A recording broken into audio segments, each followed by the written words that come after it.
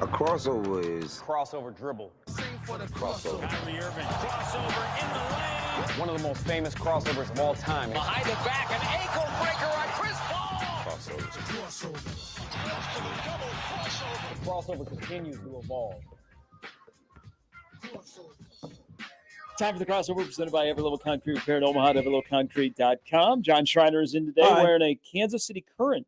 That's right. Semifinal match day. I don't know what that means, but I saw it on the internet. Mm-hmm. Have you been? John previously was the radio analyst for Kansas City Current. I was soccer. aware. Fact. Have you been to the new stadium? I have not been to the new stadium. That place looks awesome. Yeah, it looks great. I would love to go. Field trip? Maybe we'll take the show on the road. Josh, we're going to Kansas We've been City. discussing a lot of potential field trips for the upcoming fall sports. We'll be there by the time the show's over. Well, get all the pertinent information up to sales and Can we go to LA?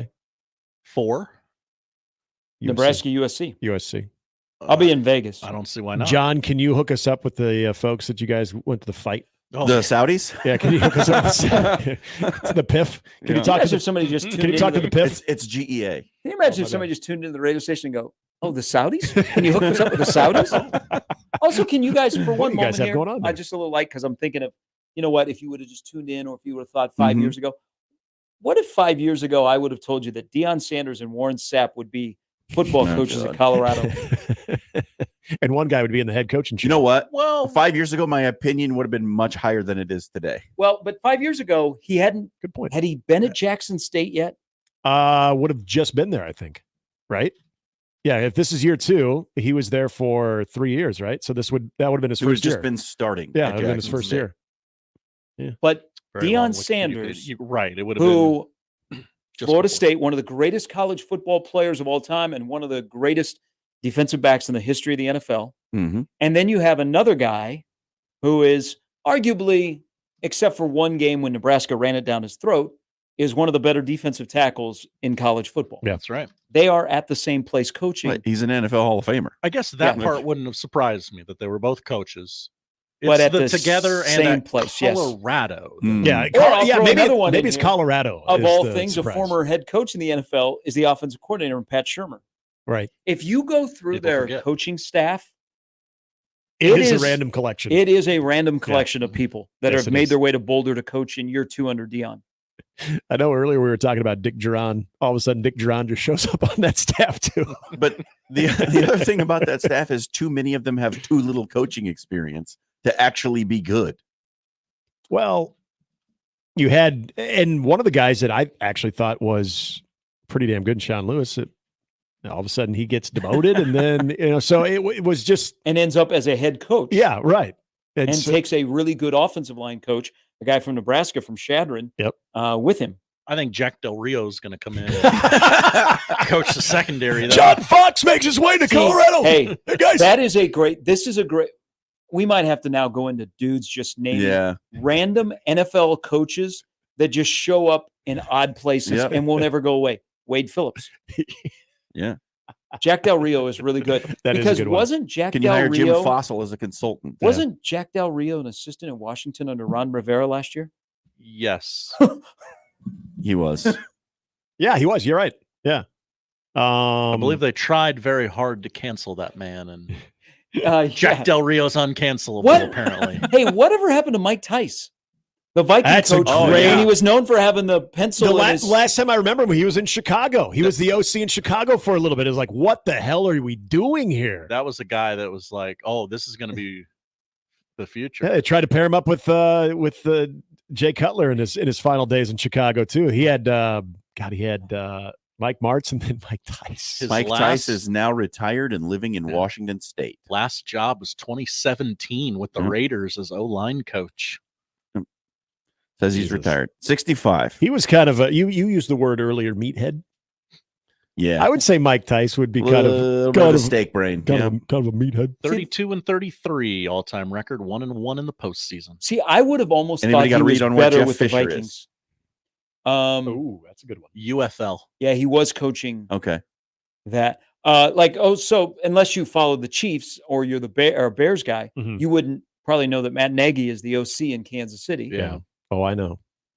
But yes, I know for different reasons. Mike Zimmer takes a year off from the Yep. Vikings. He's now the DC with the Cowboys. Yep. How's his eye? I think okay. Does he still More carry around importantly- the log of chew?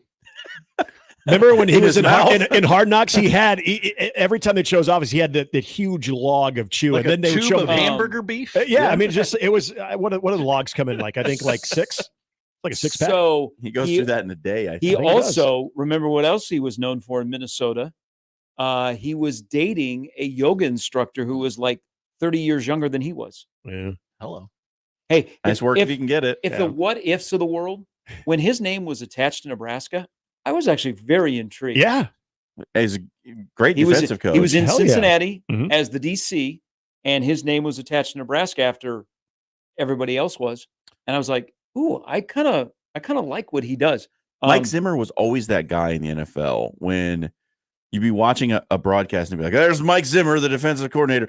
People around the league say this guy's going to be a head coach. He's going to be a great head coach, well respected. Like every time he was on the sidelines, the broadcasters would make it a point to say, "This guy's going to be a head coach someday." Whatever happened to Eric Mangini? He's on Fox. The Sopranos. He That was the last time I saw him. Gabagool. so Got it. all former Jets coaches go into TV. Yeah. Yeah, so they do. so Herm Edwards. Yep. Mangini's on Fox, and then Ryan is on ESPN. Rex Ryan. Yeah. Rex is just unbearable. Because most times it's usually criticism going from a game then to a coach where he starts lobbying for that coach's job. It's like, Rex, it ain't happening, buddy. You can understand what he says with those teeth that are too big. Oh, I for know his they mouth. are. It's like Tony Robbins, man. He's got the Tony Robbins white teeth. I was always more. of a Look at my Ryan teeth guy. and they'll hypnotize you. Hey, Yeah. you guys, you got to listen to me. Yes, he does have it. It is. That's It's a the great Tony Robbins description effect. that your teeth are too big for your mouth. They are. Yep. Man, good on you. That's But an A+. Rob Ryan has almost something similar going too. Oh, they're twin brothers. But I mean, but I think they're also equally pearly white like that too. Again, I've never Yeah. seen anything like that. Other It than was Tony a 2-for-1 Robbins. special. All right, this is the Now Ryan you know what brothers you're for morphing teeth into? whitening. Is Jim Fire Carrey, Marshal Bill. Fire Marshal Bill. Let me show you Jim something. Carrey's character. Keep your rocket in your pocket, Mr. Spaceman. Oh, I Rob missed that Ryan show. was the DC at Hutch in 1996. Really? Mhm. Wow. I He's just a love the flowing Jayhawk gray Conference alum. Yeah.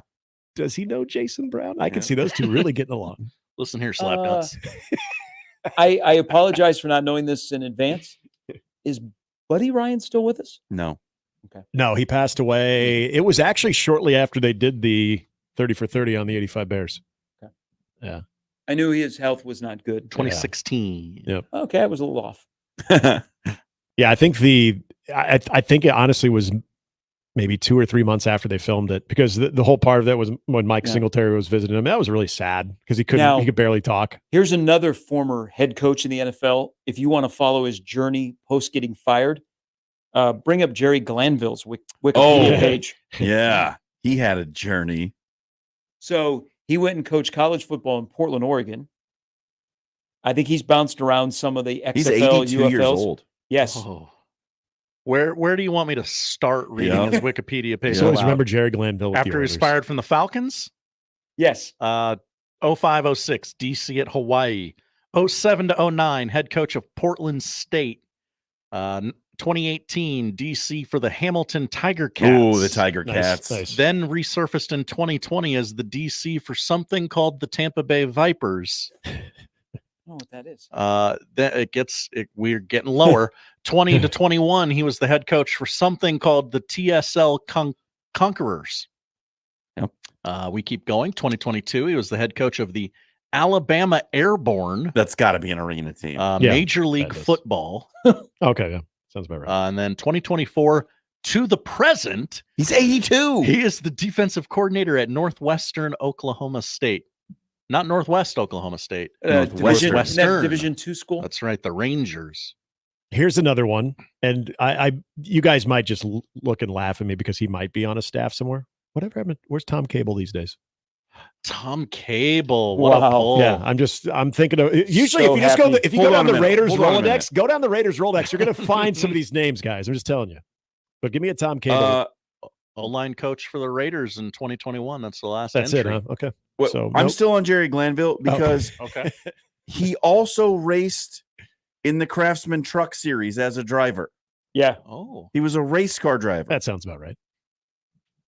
He's a great radio guest, by the way. You never know where he's going to go. Yeah, that would He surprise also me. raced 6 races over 2 years in the NASCAR Xfinity Series. His last race was the 1993 Javelin 250 in Milwaukee. I believe that I did he not is- know that Jerry Glanville was a race car driver. I believe he's either been an extra or he's actually had a part in some of the, like Ricky Bobby, some of those movies. He might have been an extra in Ricky Bobby. Talladega Nights. All right. I got to think about that. He went to college at Northern Michigan, Dan Campbell's alma mater, Northern. lot of Oh, things they that's share in right. I common. forgot Camp went there. in Marquette, Michigan. All right, on a different note, because we always have to talk about food. Uh-huh. Did you guys know that if you go to Applebee's and the all-you-can-eat appetizers, that you cannot share them? Really? That would make sense. oh, okay. So I found this story. This is from Chicago. This woman was charged with a Class B disorderly conduct misdemeanor in relation to this incident. They don't specifically tell you that the all-you-can-eat appetizers at Applebee's are valid per person per order, that you cannot share them with the table. And so the manager approached this woman, and she got all upset, and they're escalated. And so and if then there was a Applebee's fight. there was an Applebee's fight, and Oh. then it created a song by what's his name? Oh, Not Jordan Davis. That's no. different. He's made I- he has made so much Walker money Hayes. off Walker Hayes Walker off Hayes, the yeah. Applebee's song. Yeah. Mm.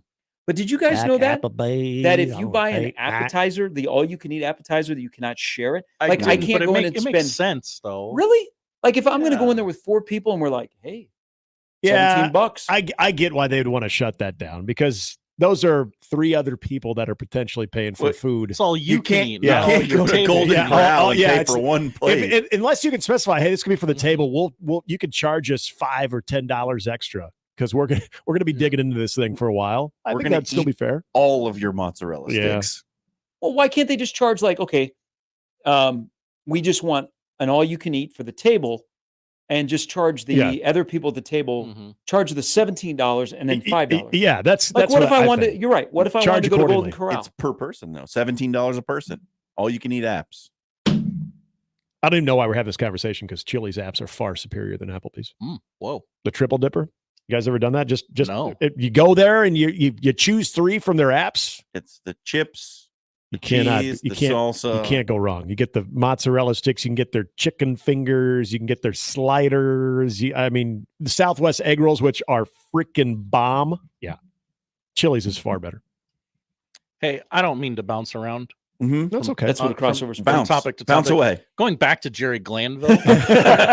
So we're not even bounced. We're doing we're circling back. I looked back. I It's a looked at his callback. IMDb page. No Talladega Nights, but there is one acting credit. Was he in Any Given Sunday? No, he Oh. was in the music video for MC Hammer's "Too Legit to Quit." Yeah. Jerry Falcons. Glant. Falcons. Oh yeah, that would make sense. Yeah, MC Hammer was like an honorary Falcon. What a great life. Yeah. He has lived a full football Who? Jerry life. Glanville or MC Hammer? Man. His coaching career started in 1967.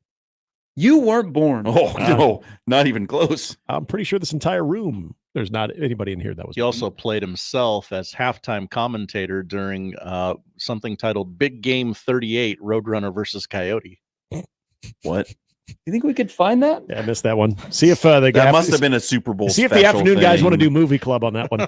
I bet it was Super Bowl 38, and they couldn't say Super Bowl. Sure. Oh, big game 38. Big Hey, game 38. Yeah, championship game 38. you got to tune in. Coyote's finally going to get Roadrunner during halftime of the Yeah. Super Bowl. Yep. That's probably what it was. And Jerry Jerry Glanville Glanville's commentated. coaching the Coyote on how Yeah. to catch the Roadrunner. Yep. I'm pretty sure that's exactly what that was. Yep.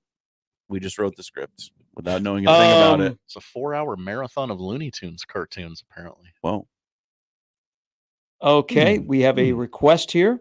okay. Oh, We take requests. We're a jukebox. Chan Gailey. Phil Almasian, former Nebraska defensive back coach. Yeah. Mm, Ready? ready. Starts in 1974. Oh, my. 74 to 75, William and Mary QB running back coach. Okay. 76, 78, Richmond, same job. Mm-hmm. 79 to 82, he's the DC at Ferrum. 83, he was the DB coach at East Carolina. 84, he was the DB coach at Minnesota. 85 to 86, he was the DB coach at Virginia Tech. 87 to 90, he was the DB coach at Virginia. 91 to 92, he was the defensive back coach at Syracuse. 93 to 94, he was the DC at Virginia Tech. 95, he was an assistant at Washington. 96, he was the DC at Boston College. 97 to 99, he was the DB coach at Wisconsin. 2000, he was the DC at LSU. 2001, West Virginia DC. 2002, he was a linebacker coach at Marshall. 2003, DB coach at Purdue. 2004 to 2007, one of his longer stays at any place, DB coach at Nebraska. Yeah. There it is. 2008, DC at Louisiana Monroe. 2009 to 2010, Illinois State DC. 2011, Purdue linebacker coach. 2012 to 2013, UMass DC. And his last job, he went back to Ferrum, where he was between 79 and 82. 2014, his last job, he was the DC at Ferrum. He's 73, living in Massachusetts. Oh my God. What in the world? And that man could swear like none other. Well, think about how much he traveled. You would too. Good Lord. Come to my basement this week. You'll learn some new ones. Oh my Okay. God. I have Chan Gailey's resume. Yeah, I just wanted to throw out Georgia a Tech? Chan Gailey guy. I know Never- Georgia Tech's in there. Never had a losing record in 5 seasons at Georgia Tech or 6. Can't quite remember. 74 to 75, Florida grad assistant. 76 to 78, Troy State DB's coach. 79 to 80, Air Force DB's coach. Upgraded to DC in 81 and 82. Yep. Head coach of Troy State at the time, 83 to 84. Then the Broncos gave him a call to be tight ends coach, 85 to 86. He was upgraded in 87 to wide receivers coach, quarterbacks coach in 88. OC in 89 to 90, 91, 92. He was the head coach of the Birmingham Fire. He parlayed that World League, into a head coaching job at Samford, not Stanford. Yep, Samford. yeah. Their basketball team beat Nebraska one year. Bulldogs, Stanford Bulldogs. And then Steelers wide receivers coach, 94 to 95. OC in 96 to 97. Head coach at M Cowboys in 98 and 99. OC of the Dolphins in 2000 to 2001. Head coach of the Georgia Tech Yellow Jackets, 02 to 07. Never had a losing record. 2008, he was the OC of the Chiefs, head coach of the Bills from 10 to 12, OC of the Jets from 15 to 16, and his final job was in 2020, OC of the Miami Dolphins. Chan Gailey, Gailey. folks. Wow, 20 years. He went OC to the Dolphins to OC to the Dolphins. Yeah. He was Calvin Johnson's coach in college, I believe. Yep. That's correct. Well, just like Al Mason, who found himself back to, was it Ferrum? Yes. Ferrum. Isn't it always nice to see the retread? We talk about transfers doing that all the time, but coaches, they come back. He didn't even come back to be the head coach either. Glad they got another shot. Why doesn't anybody, get a lot of, we probably all have friends that were military kids where they were born like over in Europe and have lived in so many different places before, they settled down, they went to high school. And right. They're like, hey, where are you from? Well, let me tell you. Yeah. How would you like to be a football coach's kid? Mm-hmm. I don't. And every year it seems like you're changing locations. Right. I don't know. I guess it's hard for me to even imagine that, living in one place my entire life, but that would be rough because it's not like you're. Think about it. You know how we always say, God, moving sucks. I'm not moving again. Yeah. You do it every 2 years. Yeah. The Phil Umamen one, what was his longest stay was Like 4 years. 4 years. That's the longest. And then there were a couple of others that were 1 year. You know who's got a pretty long list? Old Billy C. Bill Callahan. Yeah. His coaching list is pretty long. It goes starting in 1978 as a high school assistant in Oak Lawn Community High School. Mm-hmm. That sounds right. Then De La Salle, Illinois. He was at Illinois, various roles. Then Northern Arizona for 2 seasons. Southern Illinois for 1 season. Wisconsin for 4 seasons. Then to Philadelphia for 2 seasons. Oakland, Nebraska, Jets, Cowboys, Washington, Cleveland, Tennessee. Football lifer. Now working for his son. I have asked the poll question on Twitter at Happer Show. Have you ever done the triple dipper at Chili's? Yeah. Very early, 100 to 0. No. No? Oh my gosh, folks, what are you doing? There are double-digit votes, though. I'll say that. Okay. Mm. Man. The triple dipper is, I don't know what you're doing if you go to Chili's and you don't at least experience that once. We have a Chili's in Omaha, right? Yeah, we do. One in Papillion. 84th Yes, Street? 84th. Yeah. So that's the problem. I like Chili's ahead of Applebee's, but if, Is the one by Oakview still open? I don't think so. Yes, it is. It is. It's on the backside of Oakview. It's on. Oh, yeah. It's on the 144th Yeah. side. Yes, so that's still open. Okay. But there are not an abundance of convenient Chili's in Omaha. Yeah. Where All Applebee's the is a Applebee's little. are closed Yeah. now too. Are they really? A lot of them. Applebee's seem like they're easier to get to. We're not feeling good in the neighborhood anymore at Applebee's? No, What the I F? think Gen Z and the younger millennials hate Applebee's and Chili's. I think you're right Why? with a lot of that. Yeah. Why would they hate them? Because it's microwaved food. Oh, it's just chains, man. It's like what happened? What are they farm eating? to table? Go to Panda Express. Big corporations seem a little. They don't have tendies. Actually, they do at They Chili's. do at both places. You can they get it in do. the triple dipper. And you might be onto something. They don't have tendies. I imagine that Raising Cane's has run a lot of people out of business. Yep. Just a simple menu. Why couldn't we have thought about that? It is the simplest menu of the most We make popular one thing: place. Yeah. chicken strips. It's just That's how many it. do you want? And honestly, it's okay. It's not. But they're so good. No, it's fine. But what they have done, I've said this numerous They make a good times. sauce. Yeah, I sauce is fine. don't have a problem going there. Is they have created one of the great word of mouth brands Mm-hmm. Mhm. because they always are busy. Yeah. Always. And it's a lot of high school age kids that go there. Yep. Because they think there's nothing better than that. And then even if it's lukewarm or even cold, the Texas toast still hits the spot. So And it's also open late. yes. that always helps. It's also very popular among college. So Mhm. one of the first Raising Cane's in Nebraska is in Lincoln. Yeah. And it became super popular. And then like all the Nebraska volleyball team went to it and they started talking about it. And people were like, Raising Cane's? John Cook was like, yeah, we go there after practice. And it took off. So the guy, because he was here last year, because he's an LSU guy that founded Raising bunch Cane's. of cello shots. He wanted to put a Raising Cane's in the Union in Lincoln. Oh. And there's a couple of places that are in the Union that fought Oh, okay. heavily against Raising Cane's being nowhere near the campus. Is it But run he him out was of like, business? Sure. he like wanted to make like a huge investment. Mm. And it was like Chick-fil-A and maybe even Shake Shack, which is in the Union. Yeah. They're like, no, we have this contract. No way we're letting, There's a Shake Shack in the Union. yeah, it's the only one in Nebraska. I did not know that. Haven't been to the Union in quite a while. Do I need a card to get in there? To the Union? Yeah. No. Okay. Anybody can go in the Nebraska Union. Like I could go and buy Shake Shack. Yeah. Okay. Yeah. Get yourself a Um, smoke shack. I think the only thing you need a card for is like if you want to use their computers. No, like they have like a really good computer lab at the Union. Okay. I'm just Makes sense. All right. You would know. yes, Yeah. someone that move into our off-campus apartment is tomorrow. Do you still have a God bless .edu email address? I do not. I do not. I'm just curious. It just works for me. It wasn't until about like 6 years ago when I just threw out Gary.sharp at school ID. unl.edu. No, anybody can go in the Union. Like you can go to the bookstore. I think you can buy as a citizen at any Union a regular textbook. Just go in and buy Well, textbooks. yeah, because Well, I mean, no, they I encourage you think to go you- to the bookstore to Yeah. get like gear, and Yeah. you can get Yes. textbooks there. Yeah, I so don't think you might have a discount if you're a student, of course, Right. because you've got your N card. But As you know, those textbooks notoriously affordable for everyone. Not overpriced at have all. non-students ever gone into a bookstore and bought an actual university Hi, textbook?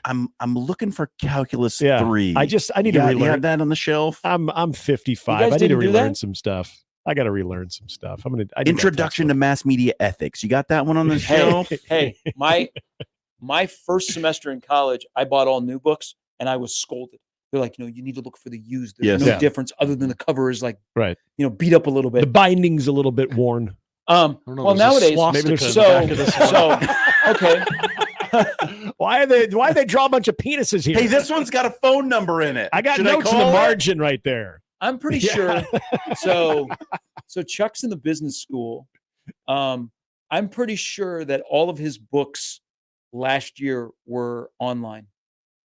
Oh, they don't even have books. Oh, in well, it. you but have you that still have option. to pay $127. So you have Yeah. that option to download the book, and I think that's the route that he took. and Okay. it's no cheaper than the physical copy. Really? Maybe a little bit, I would hope it's a little cheaper. but you can't. So here's the thing: you can't sell it back. No. True. Yeah. You know, like Okay. the one thing about your textbooks is, and they always say, hey, we'll give you the top dollar.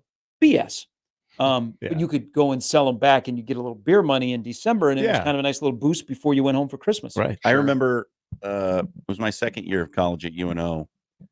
It was end of first semester, so it's December, and your boy needed a winter coat, so I sold back my textbooks and went and bought a coat. Oh, there you go. Really? Hey, That's but what I did. That's good use of I that. would have thought maybe plasma. No, Plasma was a big deal. I do never remember that. Never donated plasma.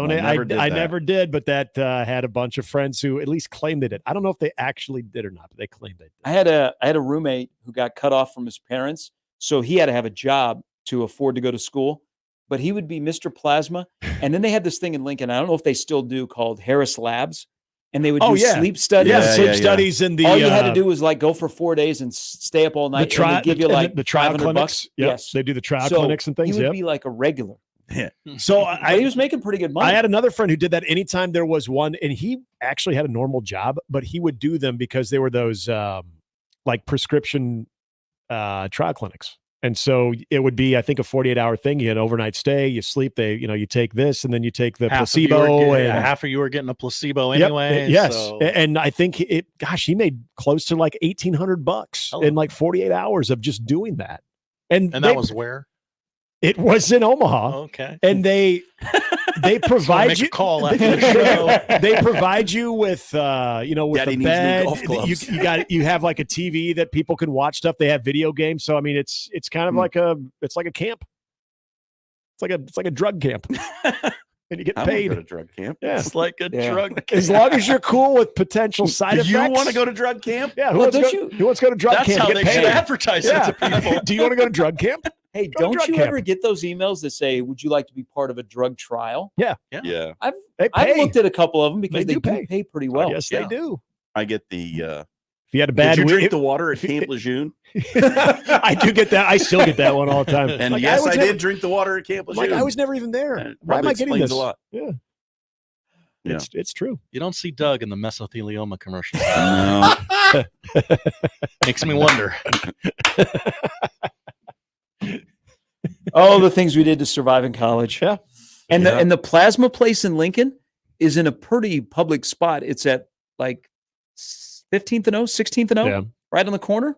So, I mean, like you can't hide it. You don't like sneak in there, give some plasma, Mhm. get the cash, and then get out. People are like be watching you. Yep. I never have given plasma. I didn't either. I never, because I would work like at Campus Rec. I never got to that level where I Yeah. was that desperate. I just opened up credit cards. Oh yeah, free money. Great plan. Until Excellent the, job. Until Well, the and first then- bill comes. And then you're told there's this place at 56th and O called credit counseling Yeah. Yeah. that you should go to because they've consolidated your credit card Yeah. loans. yeah, Yep. like, oh, That's sweet. a good one. Yeah. I was just in Lincoln on Monday for the first time in a while. Went to a concert at the Zoo Bar. Oh yeah, Yeah. Anybody good? Yeah. Lead singer of my favorite band doing a solo tour. Who is it? Why are you being so secretive about this? Are you Lucero, Ben Nichols. His brother is Jeff Nichols, the film director. okay? Never heard of him. It's a good show. Had a good time. But Zoo Bar is interesting. I'd never been to Zoo Bar before. Really? No. Fantastic history. Yeah. It's still like when I was in Lincoln, go there periodically. It is still drawing great acts. Yeah. And there is a lot of nostalgia. I've run into people that have moved away from Lincoln, went to school in Lincoln, moved away. But one of the first places they came back was the Zoo Bar. And there's an Honest Abe's right next door. Yes, it is. Yes, it is. I've That's never, good. been, I've never been to Zubar. So. I ate at that Honest Abe's on my Lincoln vacation All this right. summer. Oh yeah, the staycation in Mhm. Lincoln. Is it a staycation if you leave the county? I don't know. Yeah. I think if you leave the county, you can technically say you travel. I traveled. I went from Douglas. I went from Douglas to Sarpy But to how Lancaster. refreshing was it when your vacation, like the trip was over and the trip home was only 45 minutes instead of like, Yeah. we got to drive back from the lake in Mhm. Minnesota. It's going to take us 7.5 hours Oh, from the that's the boundary worst. You're waters. going to want to take that waffle to go, kids. We got to get in the car. It's true. That is the worst part about the vacation. Anything over 3 hours, even 3 hours sucks. Oh, even Kansas on a City final coming note back before we sucks. get you started, before you start your show, John, All right. is there is a Twitter account I think it's called Midwesterners Are Us. And they had this debate this past weekend. Like, what do you guys consider like too long of a drive? So there was a debate that to the Midwesterner, anything past 4 hours driving is too long. And I was like, I don't know. People in the Midwest are willing to drive like 6, 7, 8 hours. We'll drive to Chicago. I would, That's fine. yeah. So I'm used to doing the drive to Chicago. So I would say 7 hours over 7 hours is too long. But I mean, you drive to Denver a lot. I feel like 8. people, and that's Chicago's usually 8 when you count for traffic. right. I'm out on driving to Denver because getting out of brutal. Nebraska is brutal. It's brutal. Yeah, we And then used to once do it you a get lot. into Colorado, you still have hours to go Yes. before you even see Denver. You and I have done that trip a few times on a bus. yeah, Oh, It's Oh. at least on the bus, like you don't have to like drive the car. yeah, you're not doing the and don't- driving. Yeah, You don't have to pay it. You can just sit there and like watch a movie or something. Yeah.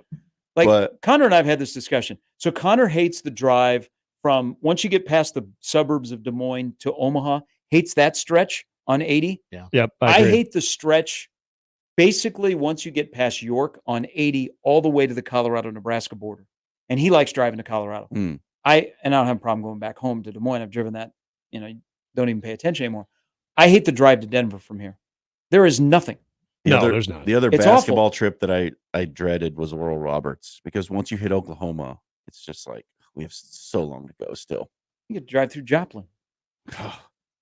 Fantastic Joplin. Beautiful this time of year too. But I think the Midwesterner, I would say 6 hours Yeah. is probably stretching it. I think 4. Did you say 4? Someone said over 4. There was the Four's not debate too that long. this person was Nah. like, Midwesterners, 4 is the max of how long No. you drive to a place. No. 4 is actually kind of exciting. Like, oh man, we can do that. We can go there in the morning. We leave it. We leave still at got 7. all day. Yeah, We'll get there by lunchtime. We'll have some Yeah. lunch. Then we got half the day. yeah. We got a lot of the day. Yeah. And then when we drive back, we can leave early in the morning, be back before lunch. Hell yeah. Let's go. 4 is fine. 4 is fine. When I was younger, I loved to drive. Now, as I've gotten older, I'm like, Oh, yeah. I love to fly. Yes, I agree. Even as bad 100%. as Flying is plane just- travel is in this country, I'm not Yeah. interested in driving 6 or 7 hours. No. somewhere. I will pay the fee to I'm fly with to you. Chicago or Denver before I will drive it I've every noticed day of the week. As I've gotten older, I will pay for convenience. Yep. I have no problem. This is paying what for I said. convenience. This is what I said. When I was younger, I thought that being wealthy was having all the money to do all the things I wanted to do. And as I got older, I realized being wealthy is having the money to not do the things I don't want to do. Yeah. And I'm not It's a even good wealthy. motto. And I'm not Wow. even wealthy. And I would just say, hey, can we scrap together that much just so it can You be could be a convenient? politician in Nebraska and fly from Lincoln to Omaha or Beatrice to Omaha. Sounds great. Which I just seems have so. seen this. I have heard about It this. seems just so unnecessary. They're Like if you can't, At- do, I don't at care what common you are. sense, You can't make the hour at drive. some point, maybe Beatrice, Omaha, but Lincoln to Omaha, and you flew. That is just Yeah. dumb. That's just so unnecessary. It's the most unnecessary thing. You can get through one episode of a podcast, and boom, you're there. You're telling me, I'm sorry, that's too long. Well, me, we got to pay for it. So Yeah, that's true. I need this 45-minute trip to be 12 minutes. I don't even know what a flight would be from Lincoln to Omaha. Would you even reach cruising altitude? Well, you're not Absolutely flying. You're not. not flying like a Boeing. Right. I don't know. It's going to be a little Cessna. What are you talking about? 10 minutes? 10, 15 minutes? It'd be Yeah, like a something little, fly from Lincoln to a Omaha? little American Eagle. Probably smaller than that, Nick. I'm talking like a mini jet. Okay, so Like what would you be landing in Millard? probably. You're Okay. landing in Oh, Millard. okay, yeah. Or Blair. 15 minutes tops. Yeah. Yeah. It will take you longer to actually get from where you're loading and getting on the plane than it would the actual flight. Yeah, I would imagine getting yourself parked and onto the Yeah, plane would yeah. take as long as the flight. Yes. Bruce chimes in. Hi, Bruce. Kansas City to St. Louis, nothing but porn and Jesus billboards for hours. Yeah. That sounds about right. Yeah. I haven't done the Kansas City all the way to St. Louis in a while. Yeah. It's usually just been Kansas City, Columbia, and then come back. Yeah. But like in I can't Florida, remember the last time I've done so Kansas City to St. Louis. Florida is the same way on 75 specifically. A lot of strip clubs. Yeah, so 70 is kind of that way in Mm. Missouri. Do you have a favorite drive? A drive that you just love to do? The one I'm about to take to go home. Yeah. Drive through the Yeah, that- beautiful, yeah. beautiful Dundee neighborhood. It's always a good one, especially when it's cloudy. And you're like, you know what? I could get a nap in right now. Especially at 11 when there's no real Yes. traffic to Yeah. speak of. Yeah. It's a That's very self-serving true. question because I'll tell you mine. I don't know. I don't like going south on 29 to Kansas City. It's okay. Yeah, I like that. That's Going north on 29 to Sioux Falls, not bad. Now, John can attest to this. Sioux Falls to like Fargo.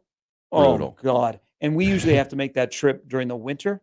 Oh, And it's sure. just white for as far Yeah, I'm like sure it's just an There's nothing out expanse there. of snow. Hey, like you're in there's Siberia. Watertown, and then there's nothing else. Yeah. I fully like the first time I made that trip, I was fully expecting just white walkers to come out because we were beyond the wall at that point. We were beyond the wall. I honestly, from here to Des Moines, I don't mind that trip. Yeah. Quick I-40. trip. I can make it from here to Des Moines now in about hour 45. Interstate 40 from Raleigh, North Carolina to Knoxville, Tennessee. Oh, you Wow. go through the Go Smoky through the Mountains. smoke. It's fantastic Yeah. drive. Knoxville, Tennessee to Charleston, South Carolina. You spend a lot of time in the mountains. Yep, that's a good one too. I've never driven east of any of those places, so I couldn't tell you. I could tell you to the Galena Territories is pretty cool, just because it's more the destination. That's Where's about the it. Galena Territory? Illinois. Oh, all right. Yeah. Brian says, do you check a bag on a flight from Lincoln to Omaha? Yeah, you probably should. I don't think you bring a bag. Yeah, you might need to. Yep. That's just that's God. What are we So doing? wasteful. What are we Well, doing? You can take a trip you can go to Epley and get a ticket, and you can fly from Omaha to Kansas City, Yeah. which Again, by the time you get up, you're descending. yes, you don't even. Yeah, you barely. So Chicago to Indianapolis, same thing. As soon as you hit cruising altitude, you are in your descent. Shortest flight I've ever been on. But it's better than trying to drive from Indy all the way to Chicago. Oh, I mean, yeah. we've From had that standpoint, it makes sense. for international trips, we've gone Omaha to Minneapolis, which is like 50 minutes. Mm-hmm. Well, Omaha to Denver is super fast. too. Matt is with on board, and it's not just UNO hockey fans, but it's also Nebraska fans that have driven to Champaign, driving through central Illinois. Yeah. He says, followed the UNO hockey team to Oxford, Ohio once. Yep. Oh, That God. drive through central Illinois was a snooze fest. Yep. My first year with UNO women's basketball, we played at Eastern Illinois. Oh, is that Charleston, Illinois? Charleston, Okay. Illinois. Huh. We didn't even stay. Not comparable Well, to Charleston, South no. Carolina. No. So we stayed in in fact, it had been the last road trip I did with Husker baseball. It was in Champaign, but that was graduation weekend, so we couldn't stay in Champaign. We had to stay in Normal. So it was basically an hour from Yep. Normal to Champaign. I was given a new route, by the way, to Champaign, St. Joe, and then across. Okay. A local Honestly? scribe who makes that trip regularly to cover Nebraska Yeah. said, life changer. I can't tell you which way we took, to be honest, because kind of like what you said in I've the known team it. It's buses, a- you it's just a start, you miserable- get in your it's own world, have no idea. It's a like, where we're miserable actually- trip to Champaign from Omaha, Nebraska. Is there a big Tony Romo statue in at Eastern Illinois? I did. Should be. I did not see one. Does he No, have a CBS jacket on? did not Jim! see one. Football, That was a 9-hour bus trip to Charleston, Illinois. Oh, the last thing you want to see is Tony Romo. Men at the end of basketball that ain't trip. taking that. Oh, Jim. Good trip, guys. Football. Texter Bernie says, when Bernie. Midwest Express, remember Midwest I Express? do, yes. He said they would, when they went out of business, the Omaha to Milwaukee direct went away. A flight from Chicago to Milwaukee is 10 minutes. Yeah. I Why would you do that? feel like Well, in I mean, certain why? spots Well, in Chicago, you can you're just asking get on a yourself, train, am I but- in Wisconsin? So think right about, now? like, let's say you fly into O'Hare. Trying to get from O'Hare on 94? Yeah. Is not easy. Just No. take the Metra. I mean, you could. God, I feel like we're getting into the territory of rediscussing Superbus, which we did on crossover a few Megabus. times. Or Megabus. Yeah. Yeah, when we Oh. discussed Megabus on I rode previous, Megabus a bunch. a previous crossover, we got into Megabus. I tried so hard one year to be the first so I could spend $1. Yep, And then I went and scoped out Megabus because it used to depart right by the Target down here. it did. Yeah, Yep. I got on it a bunch of times. I've had friends glad that you're still here. I have friends that lived by Megabus. Loved them some Megabus. The So- Royce White special. when my wife was in grad school at Northwestern Stick in to sports. 2013, I stayed here to like take care of the house and everything, and she was at Northwestern. I would take Megabus that left at 10 p.m. on Friday and arrived in Chicago at like 6 a.m. on Saturday. and spend the weekend up there, leave on Sunday night at like 10 p.m. in Chicago, get back to Omaha at like 6 a.m. on Monday, go home, take a shower, and go to work. Like, let me tell you some of the things that happen on Megabus. Oh, I can imagine. That long of a drive on Megabus?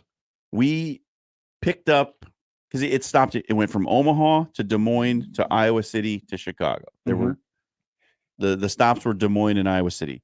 One time in Des Moines, these two guys got on, and like it's a 2-tiered bus. Yeah. Right. These two guys get on in Des Moines, and they smelled like sour milk. And Hell yeah. I was on the upper floor, and they came and sat up there. I had to go down to the lower floor because it was just like the stench was permeating every part of the upper tier of this bus. And I like immediately went downstairs and found an empty seat on the lower floor. And I felt so bad for the people that stayed up there. It was just horrible. Oh, I'm sure that's not the first story about foul odors on Megabus. Another time in Iowa City, they like pick up, all the passengers are on, doors closed. We start to take off. This guy comes running out into the middle of the street with a guitar case on his back in front of the bus, arms out, stop. And the driver's like, we're leaving. And he's like, not letting the bus leave. He's like, I'm getting on this bus. And the bus driver's like, no, you are not getting on this bus. And we sat there. But he had a guitar. In an Iowa standoff for like 10 minutes. No. With this guy just standing in front of the bus, like, you're going to let me on. Right. And the bus driver's like, yeah, come around to the door. And as soon as he got out of the way, he nice. Oh, Yep. All that guy was doing was chasing down a dream, and you Yep. guys denied him on Megabus? I didn't do a thing. Yeah. That's probably smart. God, that would have been a good story. Yeah. Instead, Jelly Roll had to go to Nashville. Have a good show. All right. Thanks, guys. I mean, who hasn't ridden the Megabus or the Greyhound? Yep. I've never ridden the Greyhound. I rode the Greyhound as a youngster. I've done the train. That's why I got a car. All right. The crossover is brought to you by Everlow Concrete Repair in Omaha, everlowconcrete.com. The Connor Happer Show with Jon Schriner and Josh Hodson coming up next.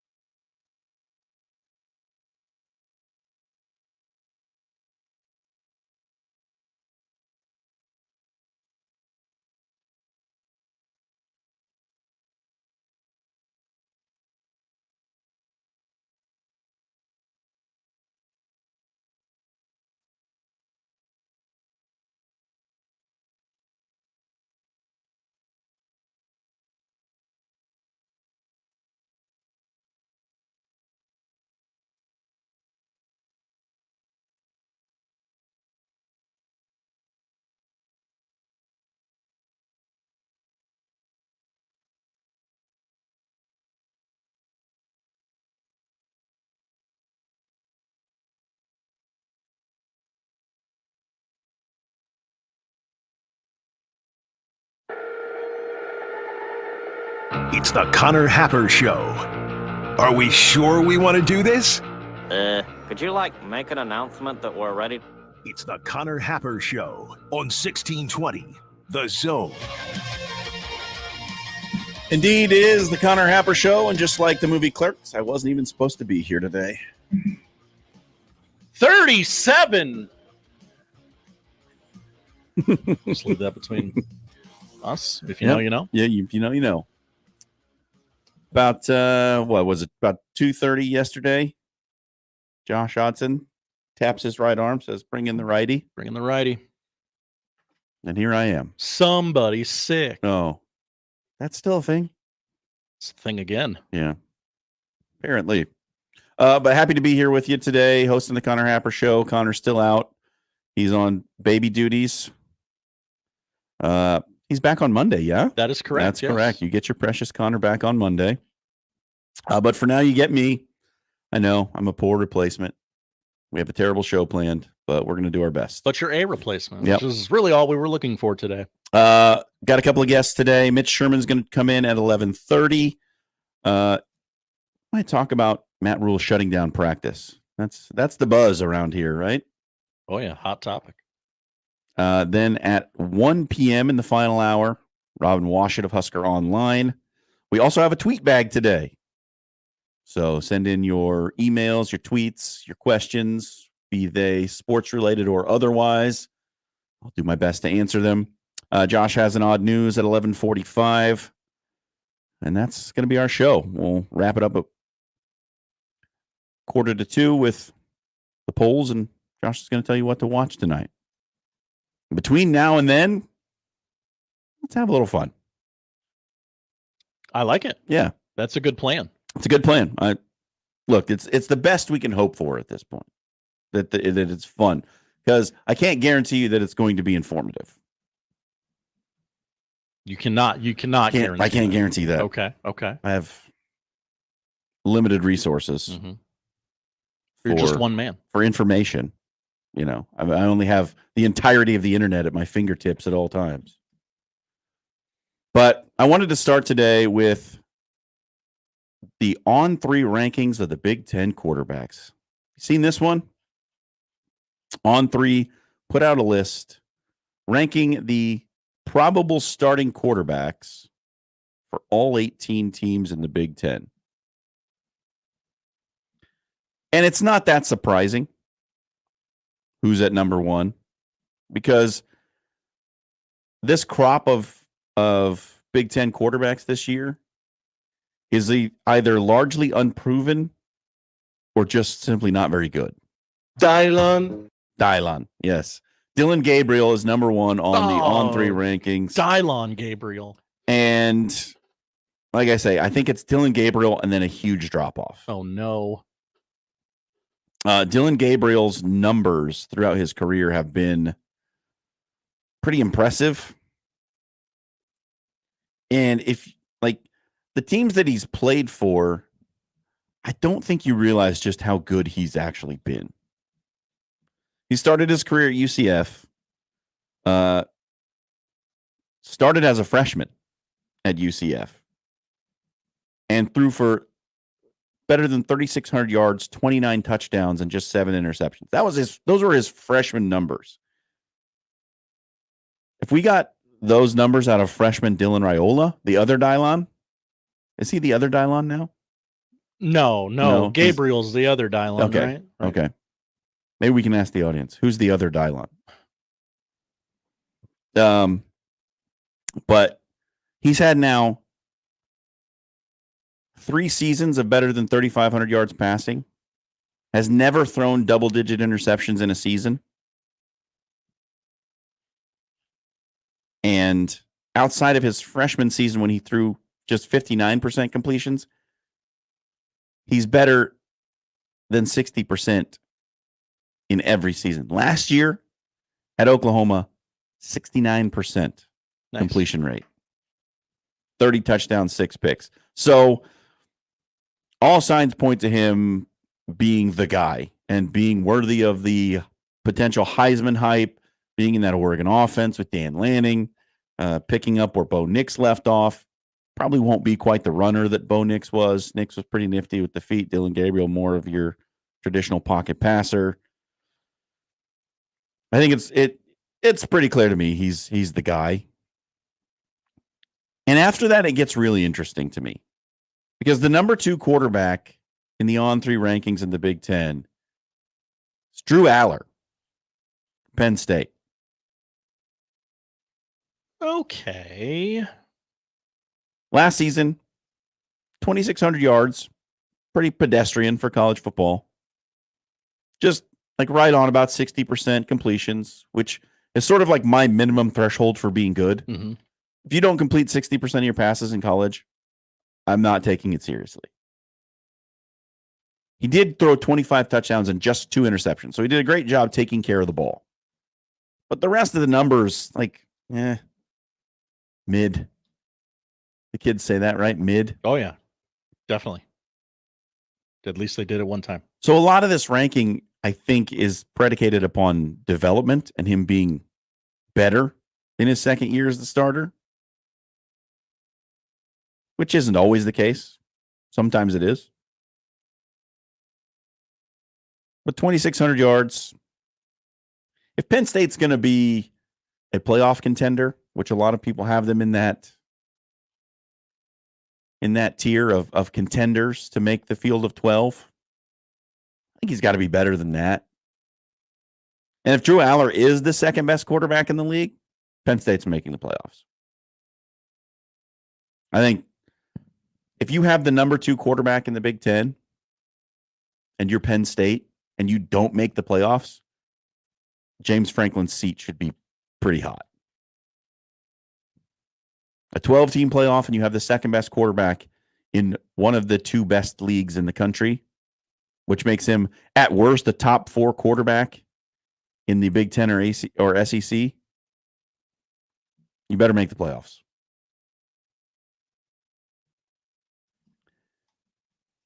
Now, I don't necessarily disagree with Drew Aller at 2. I disagree with their choice at number 3. Because number 3, they have Will Howard from Ohio State. Now, okay, what are we doing here? We talking team or are we talking quarterback? I am a noted Will Howard skeptic. I have been skeptical of this move ever since Ohio State got him out of the transfer portal. And just the breakdown from on 3. Listen, Will Howard did a lot with a little at Kansas State. For instance, he never had a wideout with more than 725 yards receiving in a single season during his 4 years with the Wildcats. But in 2023, he totaled 33 touchdowns with 9 on the ground. He's a true dual threat, something Ohio State hasn't leaned on since Justin Fields. And me being the skeptic, I went to look up these numbers for young Mr. Will Howard. Remember how I told you that Drew Aller's numbers were pretty pedestrian and not that impressive last season? I do remember that, yeah. Yes. Will Howard for Kansas State last year. 2,643 yards, 61% completions. All right. 24 touchdowns. He's one less than Drew Aller, but he threw 10 picks. And as for him being a true dual threat, he ran for 351 yards last year. That's not a lot. How many touchdowns? 9. Okay, nine is nice.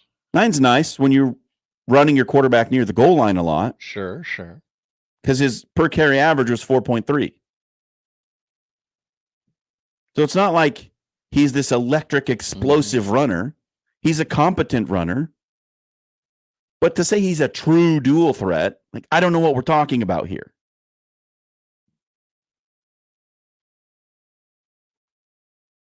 So then I said, okay, let's look at Kyle McCord's numbers from last year. This is the guy they wanted out of town. Everybody hated. They didn't like him. He's no good. Yeah. He held us back. That guy stinks. Last year for Ohio State, Kyle McCord, 3,170 yards passing. That's more than 2,600. Nearly 66% completion percentage. That's more than 61. 24 touchdowns, the same number, but 6 interceptions. That's less than 10. Now, McCord was not a runner. He ran for negative 65 yards last year. Damn.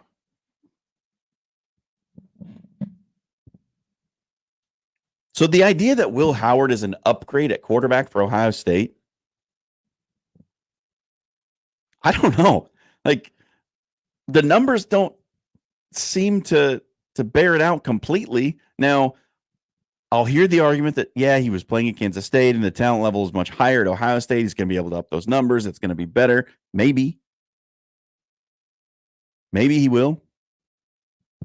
But there's another line in this on-3 breakdown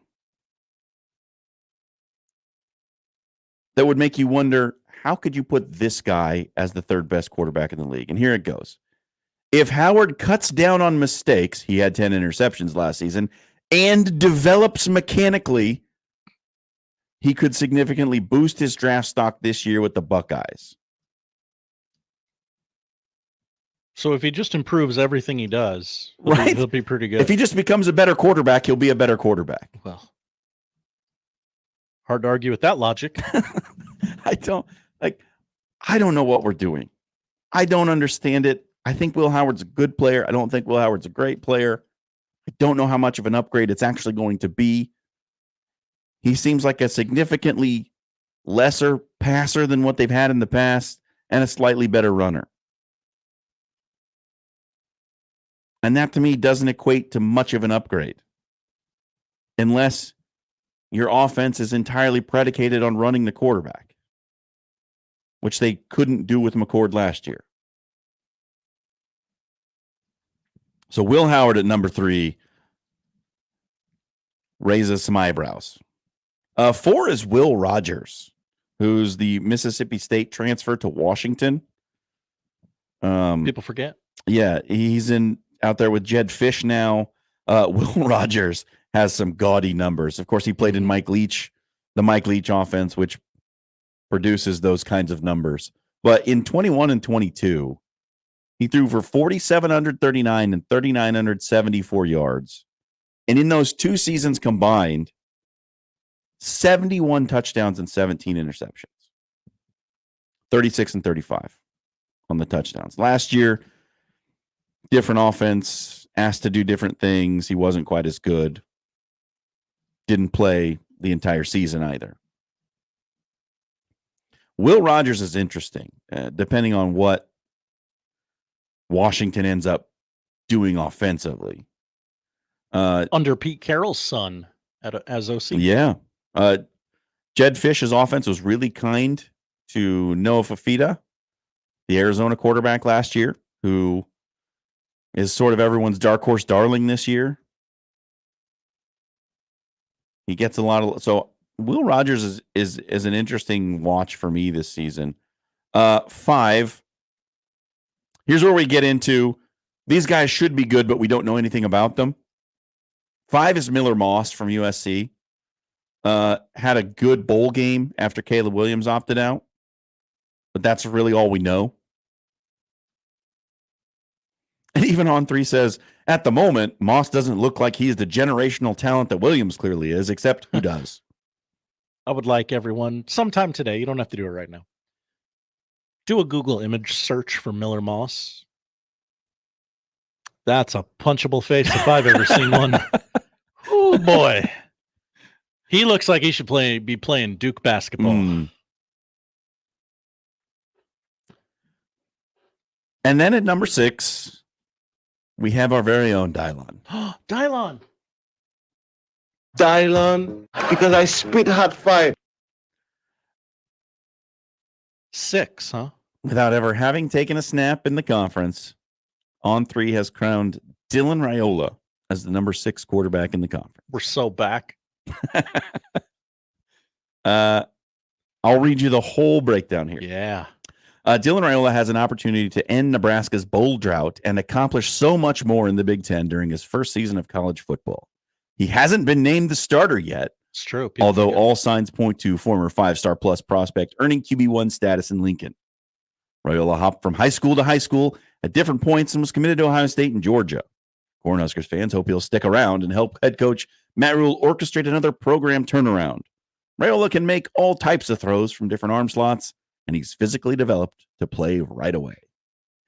He can make all throws from different arm slots. Is that code for weird delivery? Yeah. It means he's going to fling it.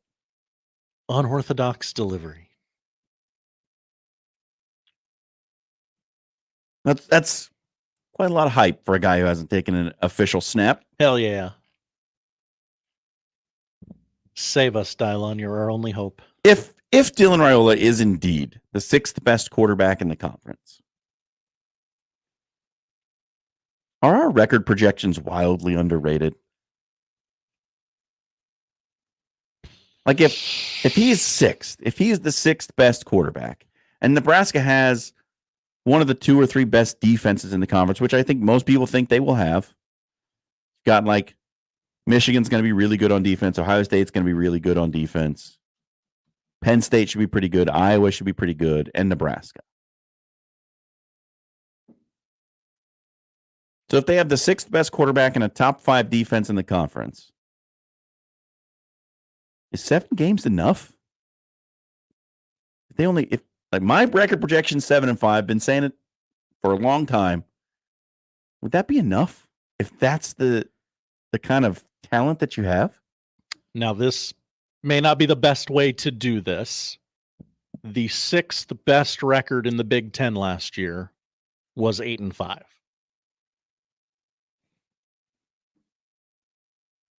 You know what the over-under for Nebraska's win total is this year? 7.5. 7.5. Okay.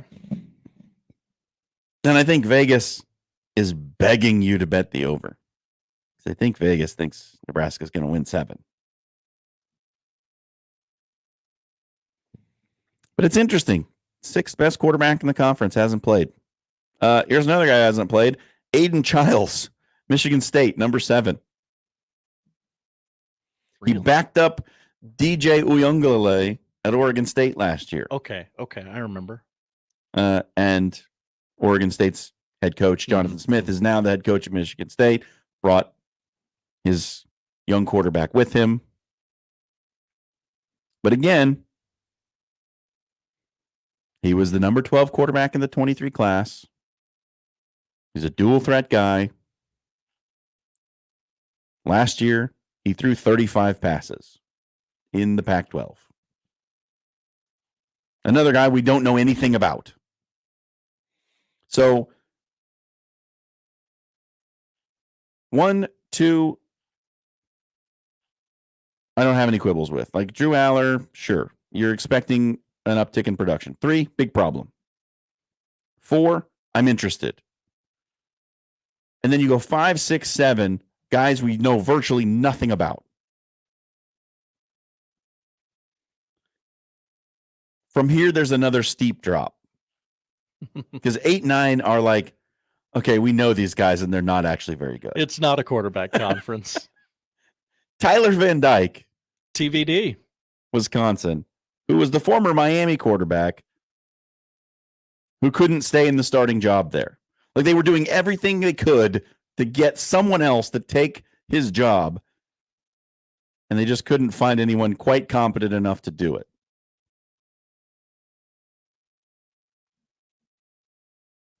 Nine, Hudson Card at Purdue. Texas transfer. He beat out Casey Thompson as a freshman, then got hurt. Casey Thompson took over. Yada, yada. Hudson Card goes to Purdue. Not very good. And then, like, the rest of this list is just guys that, like, who are you? Alex Orji, Michigan. Know nothing about him. Ethan Garbers, UCLA. Funny names. He was a starter, then he wasn't, then he was. Max Bosmer. Who? Yeah, he's a 6th-year senior, transfer from New Hampshire. He's going to be the starting quarterback at Minnesota. Yeah, I didn't know his name. I'm sorry. Yeah. Cade McNamara is who they have here at number 13. Mm-hmm. Reports out of Iowa camp are that Cade McNamara is not going to win the job. Like, Brendan Sullivan is apparently outplaying him in camp. So if he's 13, then where's Brendan Sullivan? Then you have Curtis Rourke from Indiana. Shaq meme. I'm sorry, I'm unfamiliar with your game. Yeah, he transferred from Ohio. Bork? MJ Morris at Maryland, who comes from North Carolina State. And then a name you know, but probably didn't know where he's at now. Ethan Kaliakmanis, who's now at Rutgers after spending some time at Minnesota. People very high on Rutgers. Luke Altmaier at 17 for Illinois, and the 18th best quarterback in the league apparently is Mike Wright from Northwestern. Oh, somebody had to be last. Who has transferred from Vanderbilt and Mississippi. Or Mississippi State, rather. So there you go. There's your list, according to On3, of the not very deep group of quarterbacks in the Big Ten this year. Yeah, sure felt like there were 3 tiers there. Yep. Pretty distinguished 3 tiers. And in the top tier, there might only be one guy. Yeah. To be completely honest with you, it's like Dylan Gabriel and then a lot of empty spaces.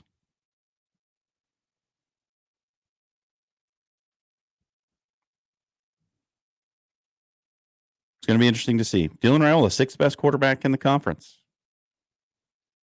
All right. We'll take that. Absolutely. If it's true, we'll take it. Guys on 3 know their football, though.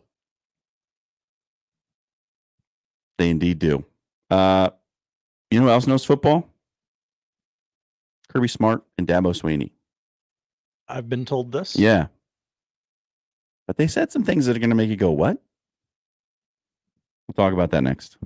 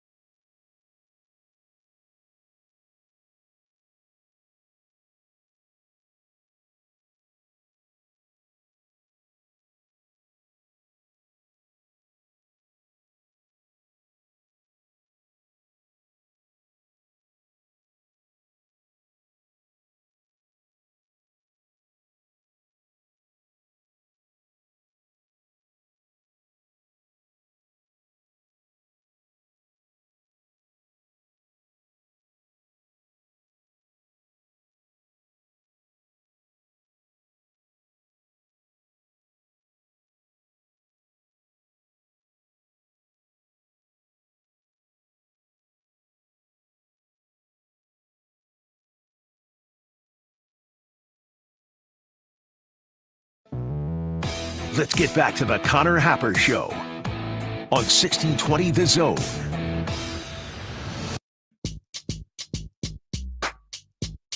All right, Jon Schriner back here with you, hosting the Connor Happer Show. Already into the second hour of this thing. How about that? And you know what time of day it is? It's time for a random Mike call. Hello, random Mike. Welcome in. John, you're one of my favorites. Thank you. And that's not my typical BS. That's not random Mike bluster. Okay, good. I like it. Did you see Cam Kozel much as a quarterback in high school? Just a couple of games, not a ton. What'd you think? I liked him. Great athlete. He's gamer. Good dude. Have you followed him as a baseball player? Yeah, he was at where did he went to Vanderbilt? And then he transferred. Yep. You know where he's at now? Nebraska? No, that's my point. So twice he's turned down Nebraska, and that bothers me. I just wondering if you know what's going on there. He's at Arkansas with former Nebraska coach David Van Horn. But you want to get, and they say he's a better baseball player than a football player. Yeah. I thought he was a great quarterback. Yeah, he played. You don't know the story. What's going on there? Why Nebraska left? I don't know. I don't know the story. I know he's got big baseball dreams. He played for Team USA his senior year, the junior Team USA baseball team. I think they played down in Florida, and he led the team in batting average. So he's obviously a guy who thinks he can play beyond college and is probably looking for the opportunity to up the draft stock. And look, I don't know. I've not talked to the kid. I've not talked to anybody about him. I don't know. But it feels like there's a disconnect somewhere. And he doesn't feel like Nebraska is the right place for him. Yeah, and obviously it didn't work out at Vanderbilt, which was supposed to be a great place for him. And he did start right away and was doing well, and then wasn't starting at the end. I don't know if he had some injuries too, but I don't think anybody expected him to leave Vanderbilt. But hey, getting to what they're saying about Raiola, man, I am so optimistic with the additions to this football team, and Raiola is a big part of it. But getting a John Butler too. I mean, the more you learn about him, we are so lucky to get him. Don't you think? Yeah, and I love the teaching stuff, but I think honestly, the staff that Matt Rule is building is attracting guys who want to play at the next level, at the NFL level. He's getting coaches who can tell those high school seniors and juniors, look, I've been to the big show. I know what it takes to get there, and I can train you to get there. And I think that's a really good strategy from a recruiting perspective. Not only because these guys have worked with and trained the best football players in the world, but they can attract the next crop of the best football players in the world. You know what's interesting to me though is when we got Raiola, he was all set to go to Georgia. What are the odds that was going to happen? That at the last minute he was going to renege on Georgia and come here? I mean, I don't think anybody thought that would happen. And I think the main reason it happened was that Georgia quarterback decided to come back for another year, and he figured he wasn't going to play for a year, and that he thought he's too good to sit for a year. And it's kind of similar, I think, with John Butler. I mean, here we lose a key coach on short notice, who was a really good recruiter, and you got to replace him. And who are you going to get at the last minute like that? And why is John Butler available? It wasn't because he was fired, because normally the guys that are available at short notice are the ones that probably got fired from prior jobs. Yeah. He decided that he was going to leave that job because he thought he was too good to remain with the DB coach there, that he wanted to be coordinator, and he thought he deserved it. And the thing was, a lot of people agreed, but that's just the way it happened. So he made himself available. So why does he come to Nebraska? It's just what you were saying about what the reputation Rule has. And Butler coached former players in Nebraska, talked to them about former players of Rule, and they talked to them about Rule, and they all had great things to say. So again, that made him maybe make this decision where you wouldn't think he would come to college. My point is, those two things could be huge for Nebraska, and the chances of them happening were very, very small. So we got very lucky there. And and I think it all bodes very well. One more thing with the injury to Prohaska, which is horrible. Yep. But the thing that gives me some hope is Raiola's dad was a great lineman. Mm-hmm. His brother's a coach here, and I think his dad is going to be involved in what are we going to do at the tackle position, in terms of ideas and helping and developing. I just think that's a good thing that his dad's involved. When we got a real issue at left tackle, you think that could be a positive? Dominic Raiola as sort of an unpaid assistant is what you're kind of getting at. Yeah, his dad is going to be very concerned, obviously, with protecting his son, which we all are. I just think that's another positive. That who's going to be the tackle? Do you think we're going to be good enough there with Prohaska Hurst? Well, Corcoran's got a lot of experience, not all of it good. He's been one of those guys on the line who's played a lot of games and had a lot of heat from the Nebraska fan base. So, man, it remains to be seen. There's some young guys also who could be exciting. I know there's been talk of possibly moving Grant Bricks out to a tackle spot. But I don't know. Honestly, Mike, my honest answer is I have no idea. I was counting heavily on Teddy Prohaska really stepping up and being that bookend left tackle, the kind of lockdown guy who just takes that starting spot and holds it down. And now we're kind of in a wait and see mode. I think you have to just kind of you hope that Turner Corcoran has turned a corner, so to speak, and is able to hold that spot down.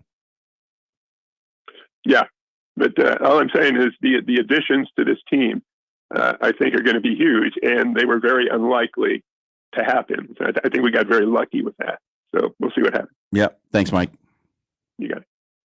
Yeah, luck. I don't know if luck has much to play into it. I think it's a lot of hard work, and it's a concerted effort by Matt Rule and staff to make this happen. Look, he's a guy that a lot of people want to work with and a lot of people want to play for. It's pretty obvious at this point.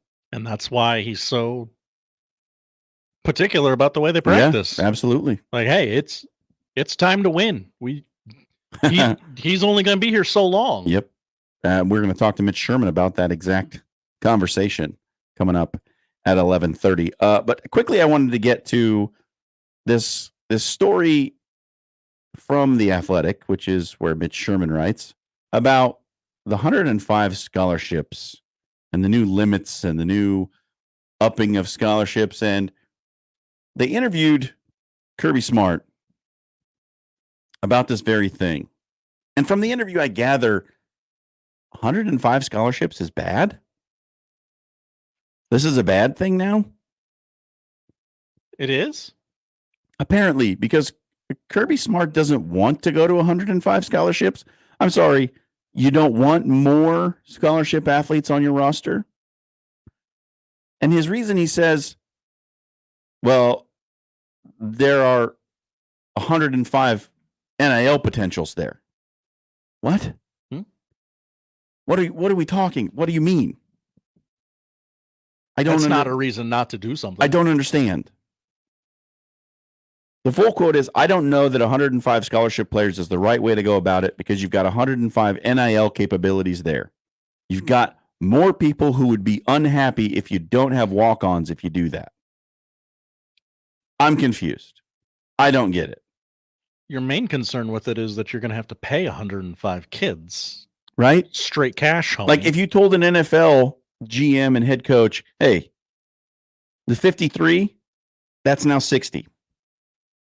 And the coach says, yeah, but now we got 60 contracts. I don't know how we're going to pay that. I'm a little strapped right now.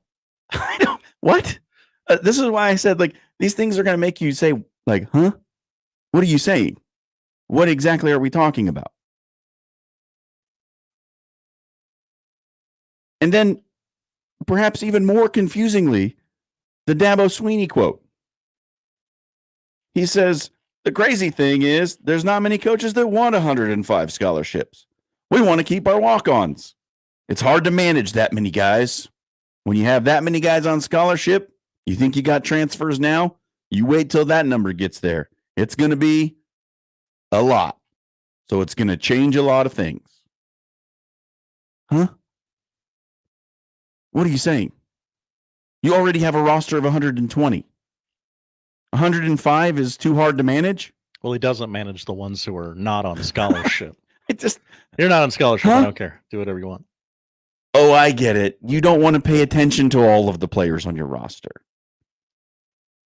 You only want to pay attention to a few of them, and you want the others to toil in silence and not have any attention paid to them. That's what it is. That's where we've gotten to. You don't want these guys to get scholarships. You want them to walk on and do the work for you without getting anything in return. But isn't that what Dabo Swinney's kind of always been about? He was vocal about not wanting to pay players. Extremely vocal about not wanting players to be able to transfer. Dabo Swinney wants to be the Lord of his kingdom. He wants to be the absolute ruler. He's got a little Dabo in him like that. Yeah. But it's still incredibly confusing. Because, listen, man, one of the things I'll say about this, if we go from 85 to 105, those guys who were walk-ons, who you want to keep and you like, and you talk so kindly about, and you're so proud of them when they walk on and make the team, you can give those guys a scholarship now. All those guys that you're so proud of and want to reward. Yeah, it's going to be fine. I promise, guys. Reward them with a scholarship. Have tryouts. And have your 85 guys. Have your 85 roster. Your 85 scholarship players. And then during tryouts, you get to award 20 more to the guys who show up and show out. Why not do that? Wouldn't that be fine? Wouldn't that be essentially a walk-on program? Kids who you didn't offer out of high school who get to come and try out to play for the team because they really just want to play for the team? Isn't that like a de facto walk-on program? Why can't you do that? But it's a problem with some of these coaches where they can't think that far ahead. It's the way it is now. This is the way I'm doing it. This is the only thing I know. And this has been my big criticism about Dabo Swinney. It's like the old line from Shawshank Redemption: get busy living or get busy dying. And living in today's college football world means you better be ready to adapt because the times they are a-changing, my friend. Bob Dylan. It's all quotes all day today. I don't understand. I don't get it. I don't know why you think this is a bad thing. 105 scholarships, to me, seems like a resounding good. Headline: Old man afraid of change. Weird. Although Kirby's not that old. No. All right, we got to get to Mitch Sherman. He's 48. My God. I didn't know he was that young. I got a lot of accomplishments to achieve in the next 6 years. You can do it. All right. See what Mitch Sherman's up to. It's next on the Connor Happer Show.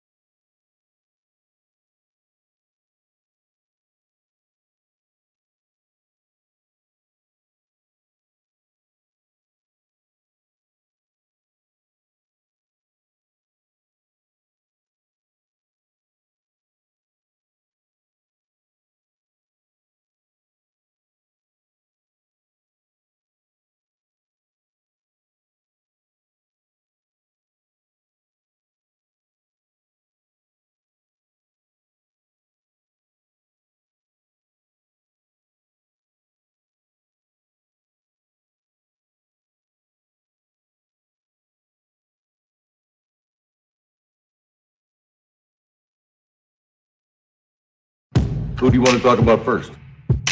Mitch Sherman, The Athletic. He can play. And we need people that can play. And we'll never be royal. Let me live that fantasy.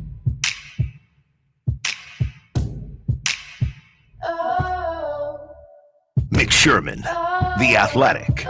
On the Connor Happer Show. On 1620, The Zone. He can play. Yes, it's right. It's time to talk to Mitch Sherman of The Athletic. Mitch, welcome in. Hey, how's it going? That's going well. You know, we're getting through it. Hanging in. Good. That's kind of how I feel too. Yeah. Hey, you're a guy who's done some road trips over the years. We were talking in the crossover. Favorite drive. Do you have a favorite drive that you like to take?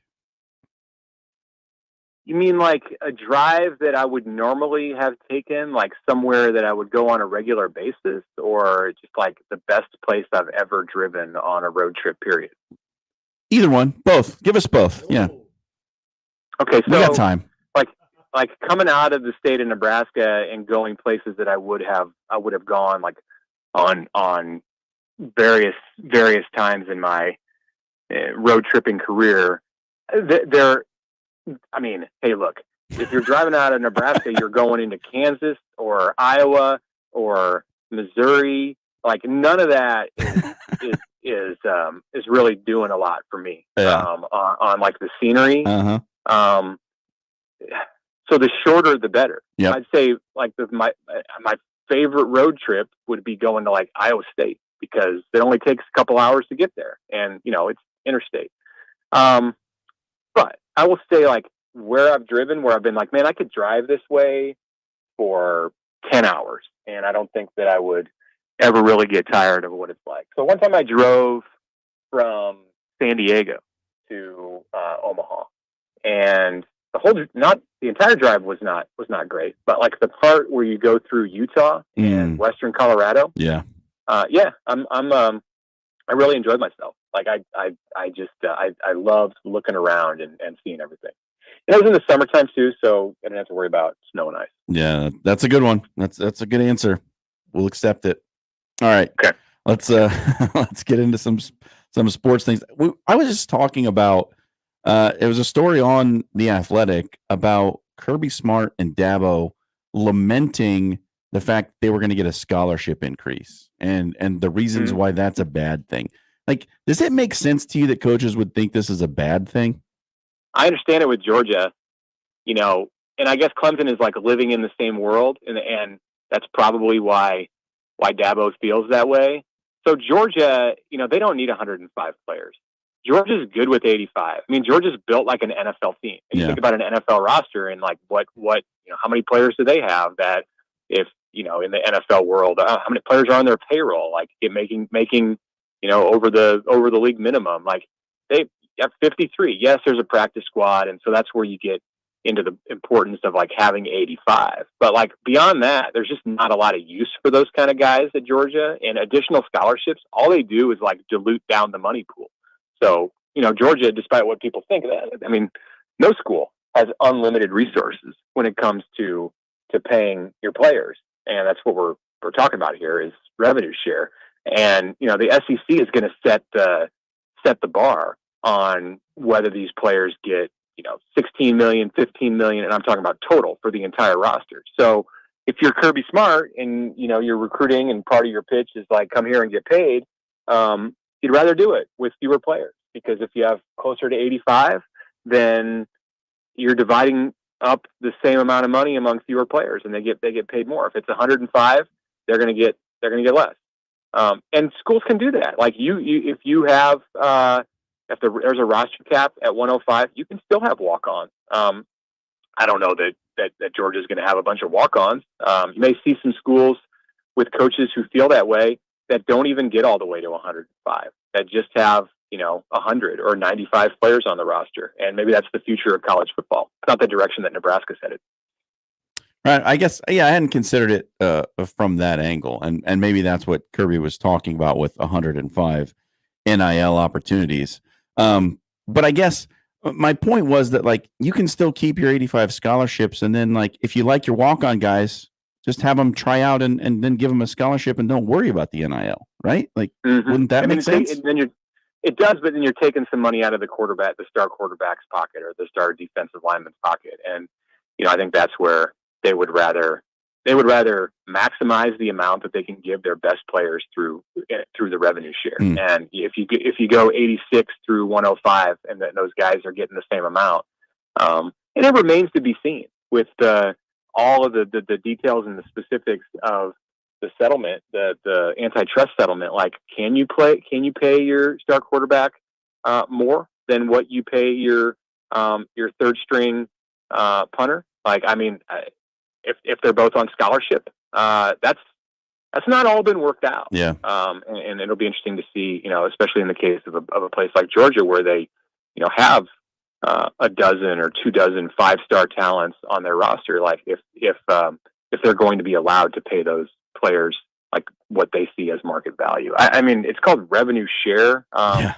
And I think a football salary is a football salary, but that's just kind of the premise that I've been operating under. Well, we don't necessarily know if that's certainly going to be the case, and if the quarterback can make more than the punter in NIL, and NIL of course is going to continue to exist. There's no doubt the quarterback will make more than the punter in NIL, a lot more.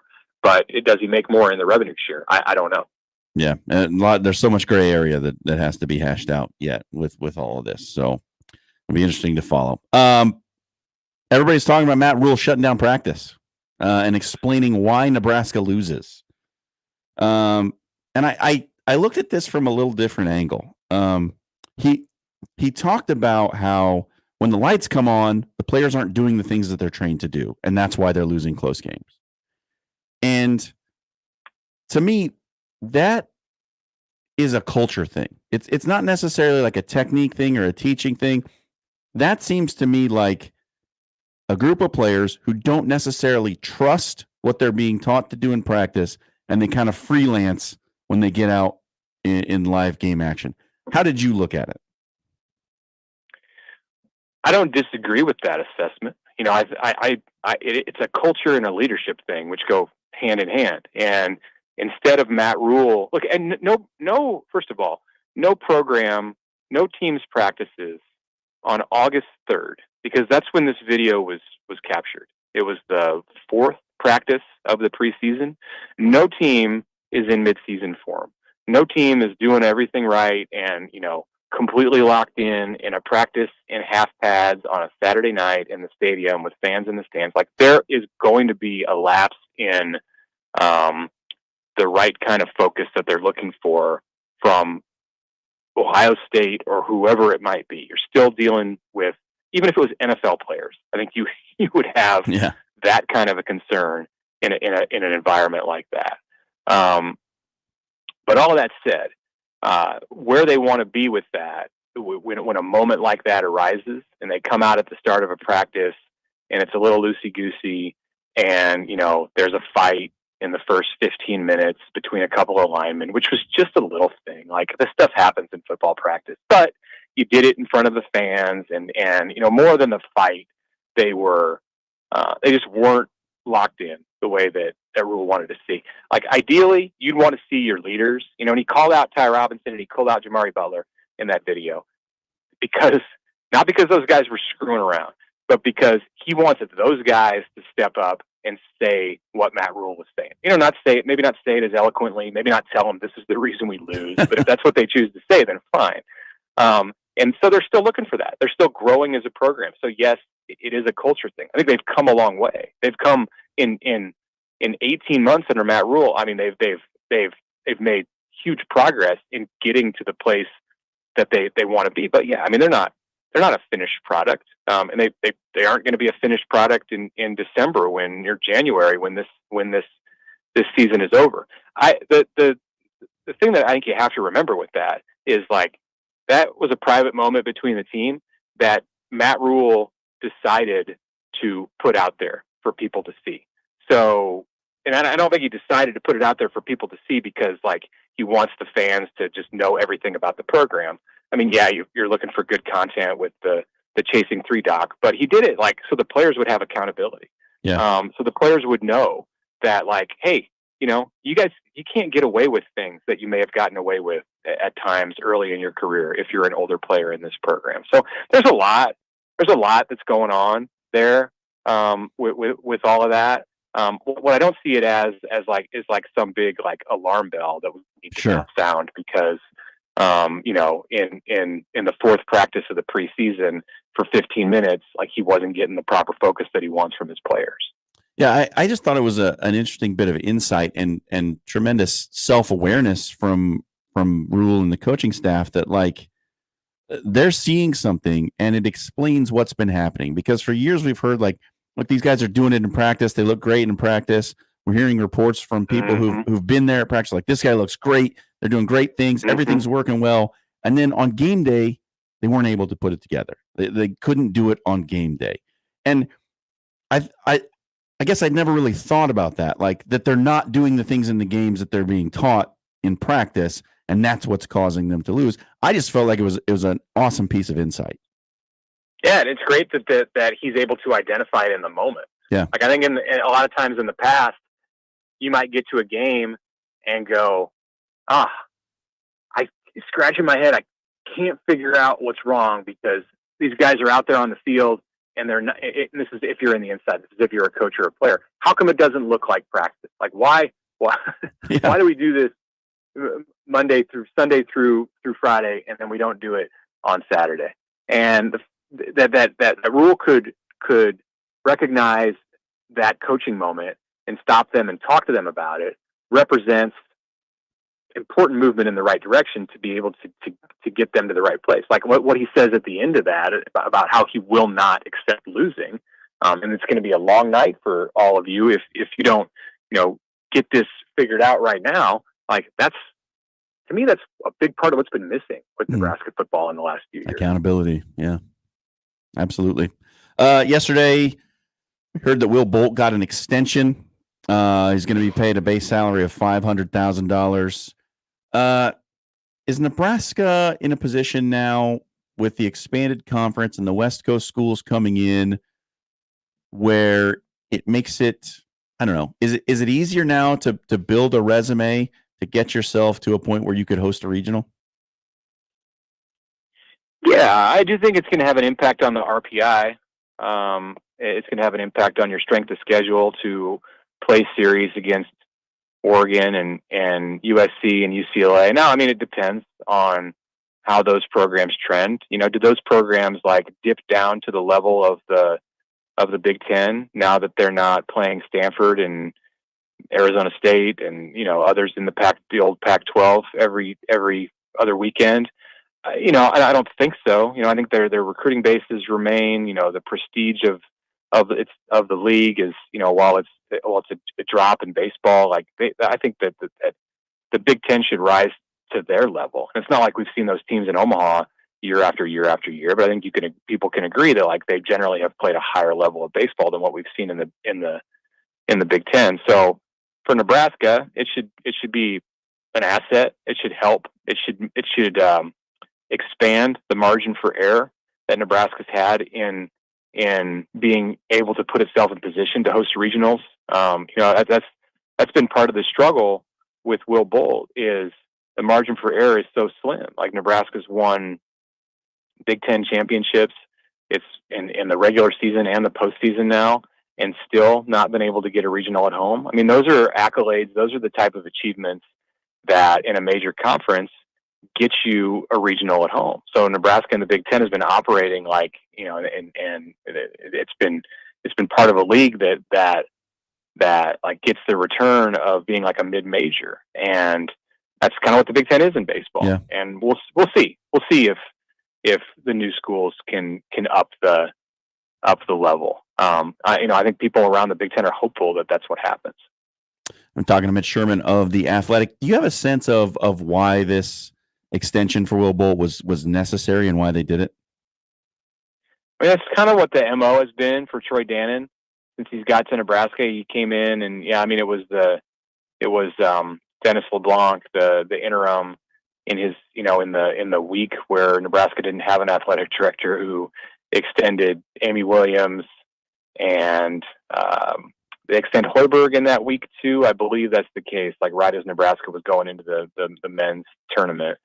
But I mean, this is like the post Trev Alberts world for Nebraska, where coaches get rewarded for. And I'm not saying that Trev didn't do this. I mean, I think Trev would have done a lot of the same stuff if he had been here. But you turn the page from an era of athletic administration, and there was, I think, even more urgency to kind of set the tone. Like, this is the way it's going to be moving forward. Like, don't worry, things are not falling apart because the athletic director's gone. So they've re-upped John Cook. He got a horse with his with his new contract. And now it's time to do Will Bowl because he had a successful season. Like Nebraska's in a place as an athletic department where it has to stay ahead of this stuff, or you could see, like with Hoiberg, you could see, and it's not the case with John Cook, but with Fred Hoiberg, you could see like a Michigan or who was looking for a coach this year, or somebody in the SEC or somebody in the Big 12, like make a run at him. And so they had to be proactive, and I think Dannon wants to be proactive with all of his coaches in the sports that they consider to be moneymakers, and that's baseball when things are going at their highest possible level. Last one, we'll get you out of here. Will Bolt get Nebraska to the College World Series? Will he get Nebraska to the College World Series at some point in his career? Yeah. Boy. I'm on the fence on that one. I'll say, I'll say yes. All right.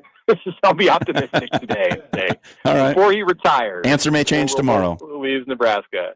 Subject to further evaluation. Yeah. Could be 10 years down the road. I don't know. I mean, I'm like, we talked a minute ago about like, what's the future of the Big Ten look like with these new programs? And I think that's a big part of answering that question. Like, is Nebraska going to be in a position to host a regional or host a super regional? Because if you can't do that stuff, then it's much more difficult to get to the College World Series. Yeah, for sure. All right, Mitch. Appreciate you stopping in. Okay, thanks a lot. Take care. All right, that's Mitch Sherman of The Athletic. Wide-ranging topics selection there. Really enjoy talking to Mitch. Smart guy. Very. All right. Much Josh, smarter than me. You got odd news. Yeah. We got to get to that. We got to bring it back down a level or two. All right. The odd news is coming up next on the Connor Happer Show.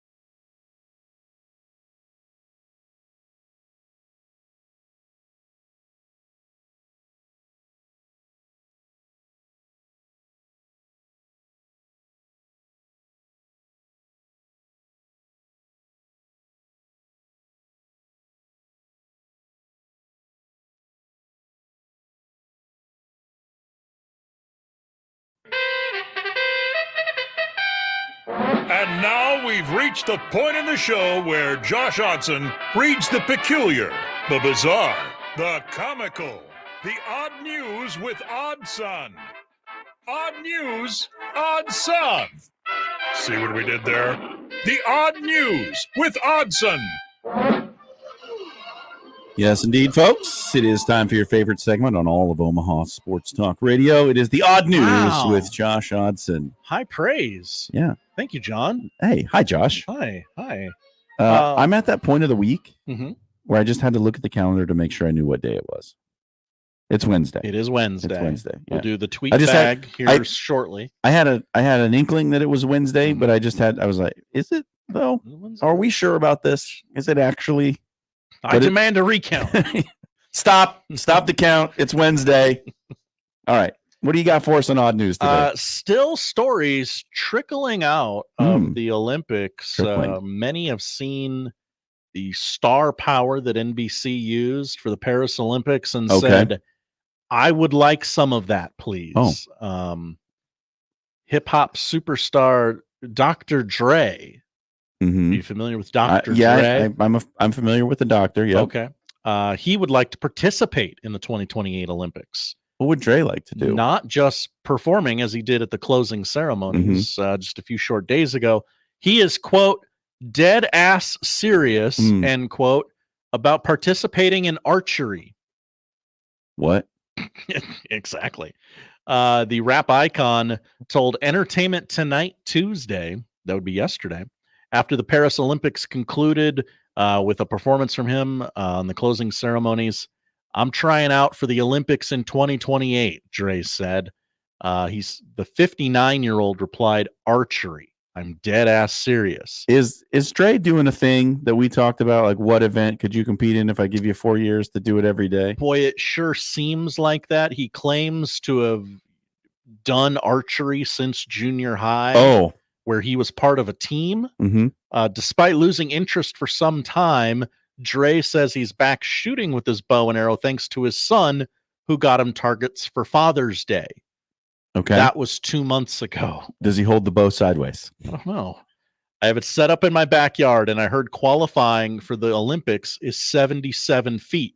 I practice at 90. Oh. So you're not any good at 70? He seems to have some sort of knowledge. Like, okay, Yeah. I know they practice at 77 feet. Okay. Well, if we can get Dre on the Olympic archery team, who says no? Yeah, no one. No one. Right?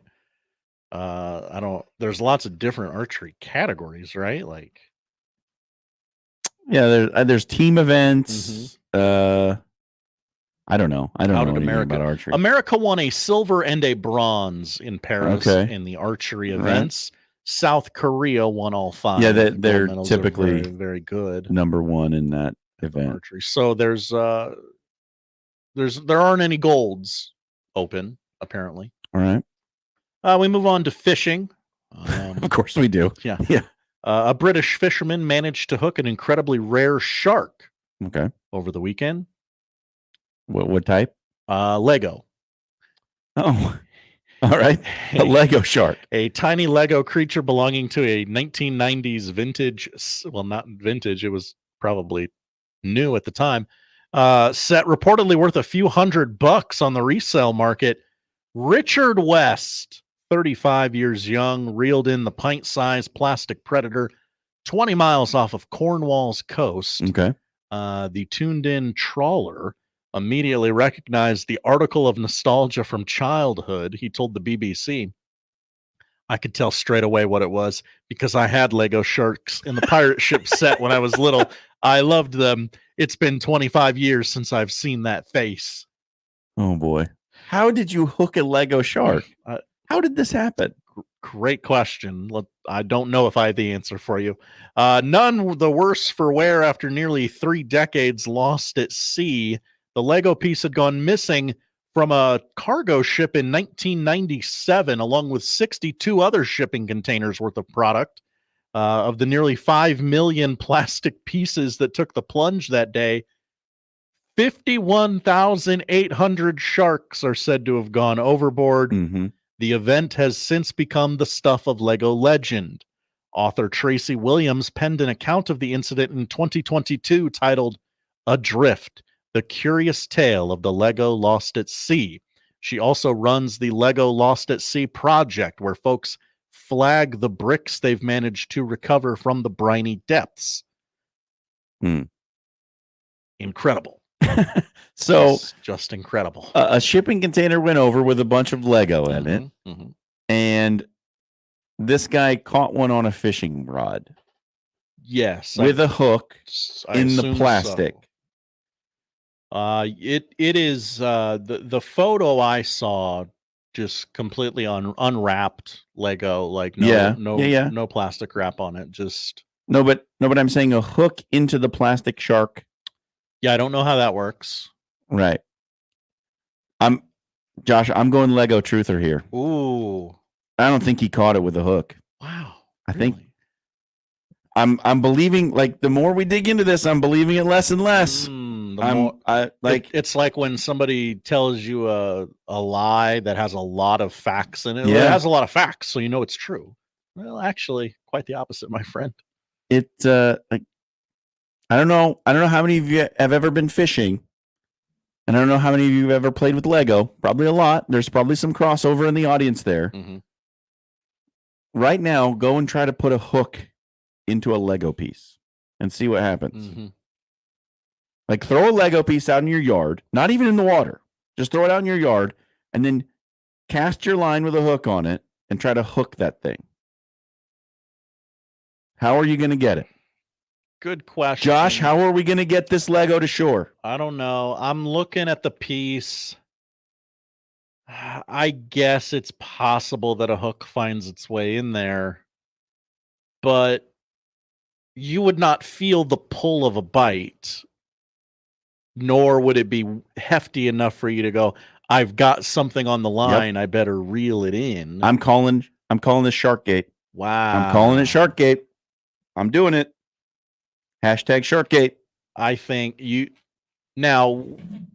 Could I tell you an alternative version of events? All right, tell me the alternative version of events. The guy had read the stories of, hey, there's a bunch of Lego sharks in here, and I'm going to pull one out of the water and tell people that I caught it. Yep. Would that seem, what would seem more? That would be the Occam's razor explanation. Yeah, the most obvious is the reasoning or the answer or something. The simplest explanation is usually the correct explanation. So we go to submarines for story number 3. Of course we do. Why not? I believe all of the children are in school now, yes? No, mine's not. Okay. He starts next week. If your children are not in school and with you in the car right now, maybe you just talk about world events for the next 2 or 3 minutes. Just flip over to NPR for a bit. Just a bit. Another scandal has hit the Navy. Oh, no. Not our Navy, the Royal Navy. That one. A submarine captain has been fired for making a explicit video while in charge of nuclear missiles. Good. Just fantastic. The officer was kicked out of the Royal Navy after top brass saw the X-rated footage. He was in command of a Vanguard-class nuclear submarine armed with Trident II doomsday weapons. Perfect. The captain Exactly shared when you want to make your porn videos. the graphic film with a junior sailor who served aboard the same submarine. Crewmates claimed the pair had an illicit physical relationship when the 4 billion pound sub was at sea. And when I say pounds, I mean a financial. Yeah, the cost. Yes, not weight. However, a Royal Navy source said sex on board did not form part of their investigation. Navy chiefs accused the submarine captain of sharing illicit selfies as well. The officer, who had met Princess Anne, I don't know why that's relevant here, and was made an OBE for top secret work, had moved on to a desk job when the footage and the photographs were revealed. He was immediately suspended before being fired shortly afterwards under a zero-tolerance policy. The scandal is another blow to the Navy amid a chronic shortage of submarine staff. Word choice? Gee, why would anyone not want to work in a submarine right now? Maybe because the last story about submersibles. Yeah. and an Xbox controller. Yeah. The officer had passed a grueling course to win command of a nuclear-powered sub. He was one of the youngest officers to captain a hunter-killer vessel. Hey, there's a movie called Hunter Killer with Gerard Butler, so you know it's good. The Royal Navy has 4 nuclear-armed submarines, with the vessel always at sea in readiness to launch against Britain's many enemies in response to a nuclear attack. The footage claims that a different submarine captain put his... I'm not reading that. No. That's wow. This is a family show. Boy, I kind of. stopped right in time. Yep. Okay. They were doing some stuff. Yeah. I think that's the summary. You know what a tape of that kind would feature? Or maybe you don't. Many are calling it, what was the word I saw? Porn sub. Porn sub. Instead of hub. Can't get that here in Nebraska. Can't get it anymore. They did away with it. They took away the one porno site on the internet. Wow. I mean, submarines, pretty cramped. Those are very small spaces. The skill involved in making a video on the sub. I mean, I do have some questions. There are questions for sure. I'd like to know. But no, you don't want to be. The military generally frowns on that sort of thing. If you're a uniformed officer. Yeah, remember all those prisoners? I mean, that wasn't all too well. That wasn't a porn thing. That was more of a naked thing. Yeah, that was more of a torture and abuse thing. Yeah. As a civilian, it's my only real reference point. Yeah. Might not have been the best one. Yeah. I don't know. Honestly, if you make that video and you're that guy, you know what the consequences of this getting out are, right? Like, you have to know. You have to know that if this gets around, I'm in big trouble. You can't show that to people. You can't, and he did. And you especially can't send that to people. Hey, look at this. Check this out. Check out my submersible. Don't do that. Nope. Look at this trident. This escalated quickly. And now we're doing euphemisms.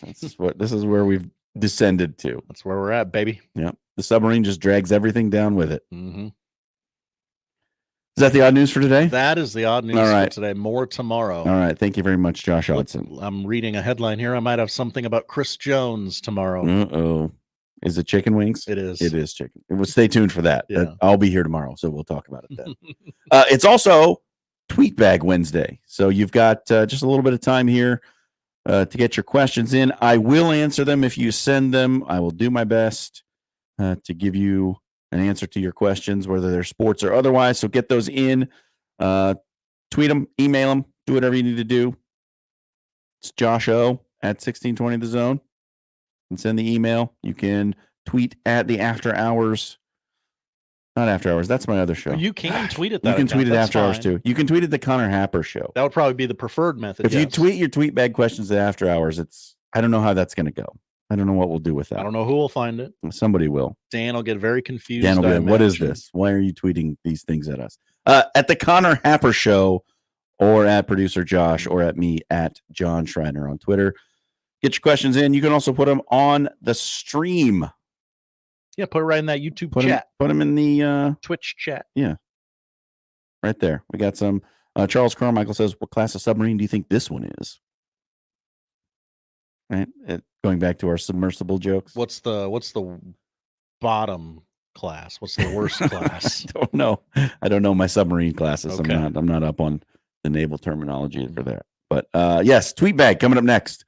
We'll do that after the break. It's Connor Happer Show on 1620 The Zone.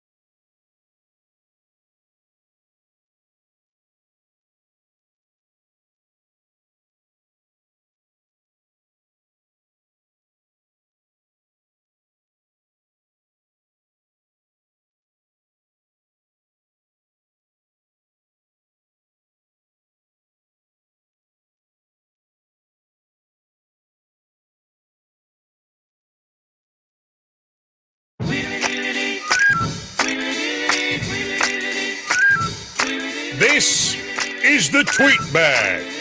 You send your questions in, and we answer them. Like no other radio segment ever. It's the Tweet Bag on the Connor Happer Show. All right. You got questions. I got answers. Probably. Ooh. Time for the Tweet Bag. It's an every Wednesday thing here on the Connor Happer Show. You send in your questions. I give you the answers. Josh will answer some too, probably. I don't know. Oh, definitely. Depending on how he's feeling. Josh, what do we have in our bag of tweets? We begin with an email into the Equitable Bank inbox. They take banking personally. Comes to us from Kip. All right, Kip. Hi. He asks, how would you rank the following movie series? There's a lot of them. All right. So I'm not going to make you rank them 1 through 10 or 12 or however many are here. Okay. Maybe just like a thumbs up, thumbs down. Yeah. X-Men. The X-Men series. Mm-hmm. In general, thumbs down. Okay. I love the X-Men. I love the X-Men and the cartoons in the 90s. Yep. Wolverine is probably my favorite superhero. Mm. But the movies were kind of blah. Okay. Harry Potter. If I had seen them, I would give you an accurate ranking. Whoa. Even I've seen them. Yeah, I have not seen all of them. Okay. So I don't know. It's an incomplete for that one. Incomplete. Lord of the Rings, I believe you are a fan. Thumbs up. Okay. Mission Impossible. Thumbs down. Indiana Jones. Thumbs up. Avengers. Thumbs up. Back to the Future. See, the third one's bad. Thank you. We don't have to pretend to like the third Back to the Future movie, people. The third one's no good, but the first two are. Yes. So 2 out of 3, it's a thumbs up. Okay. Fast and the Furious. Thumbs down. Ooh. Star Wars. Yeah, polarizing, eh? Oh. I mean, what do we include in the Star Wars? Just the feature films? Is that what we're including? The 9 feature films. He asked us to rank the following movie series. Okay. So it appears like we are doing the 9 feature films. Then it's a thumbs up for me. Okay. I guess there are more than 9. I should be. Rogue One, Solo. Are those included? 11. Yeah, it's still a thumbs up because I think there's like 2 bad ones as far as I'm concerned. Okay. Care to share? Yeah, the 2 with Hayden Christensen. Those are the 2 bad ones. Okay. And finally, Hunger Games. I like the Hunger Games series. Thumbs up. Okay. I did too. The best one out of that group is Lord of the Rings. Okay. I thought that's where you'd go. Those are the best movies. Mm-hmm. Wow. It would not be easy to rank them as franchises, though. That would be very difficult. It would. And certainly on the spot, it wouldn't work. Weirdly, I think my favorite in this lot is Mission Impossible. Yeah, I just can't, like we've talked about this before. I can't watch Tom Cruise movies. Okay. I can't because all I see is a crazy person. No, that's accurate. That's an accurate assessment of Tom Cruise as we know him. I did like the suspension of disbelief is just gone as soon as Tom Cruise is on the screen. Because I'm like, that's a crazy man. Do you see you guys? Is everyone else seeing the crazy man on the screen? Because there's a crazy man on the screen. He just can't stop running. He's nuts. He's always running. Why? That guy jumps on couches. Do you know that? He does. Remember that? He thinks that an evil space lord shot alien spirits into a volcano. Steve on Twitter pouring salt into an open wound. He tweets at Happer Show, "Hey, producer Josh, remember when your girlfriend tried to make you look like Harry Potter?" Yeah, sure do, Steve. Years of therapy have not made me forget, Steve. Although those movies were a lot better than I thought they'd be. Okay. My wife is rereading the books right now. Oh, okay. Yeah. I hear those are phenomenal. You don't do books. So I do books. Okay. I mean, those are a little long. Okay. I mean, let's be honest here, people. Okay. Jeff tweets into the show. Hi, Jeff. At Happer Show. You can do the same. Still time. There's still time. Yeah. I don't know why we would know the answer to this, but it is a good question. Why do people who own pickup trucks feel the need to back into the space every single time? Yeah. Yeah, it's a pickup flex. Yeah, that's what it feels like. Yep. Like, it's a truck flex. Like, hey, just want y'all to know, I got a pickup truck, and it's not too much vehicle for me. I think there is another. I mean, if you just taking it logically, right? Okay. We're thinking about the whole picture here. Okay. When you're backing into the space, there's nothing moving behind you, right? You back into the space, everything around you is stationary. There's nothing moving back there. Okay. Right? If you're backing out of the space, you might not be able to see something that's moving back there. But if you're driving out of the space, that's where the things are moving. You know what I mean? So I think there's a logical explanation for it of why it might be beneficial, but it's also a truck flex. Now, don't they all nowadays have the cameras with the beeping and the sweeping and the the beeping and the sweeping and the colors? Are you down with the beeping and the sweeping? I think most of them do, yeah, but not all. Not all. I'm sorry. I think this is eliciting some calls here, Josh. I think people want to weigh in on the backing in of the trucks. Okay. Well, talk amongst yourselves. I'm no longer a truck or SUV owner, and the car that I have definitely has the backup cam. So I'm not doing the back end thing. I'm zipping in. I'm getting out of the car as fast as possible. I'm not doing the back end. Are you doing the back end? No. No. Okay. No, God, no. All right. God, no. Are you against the back end? I feel it's done too often in society. You don't need to do that. But do you get a little upset in the parking lot when you go down an alley and you're like, oh, this guy's doing the back end?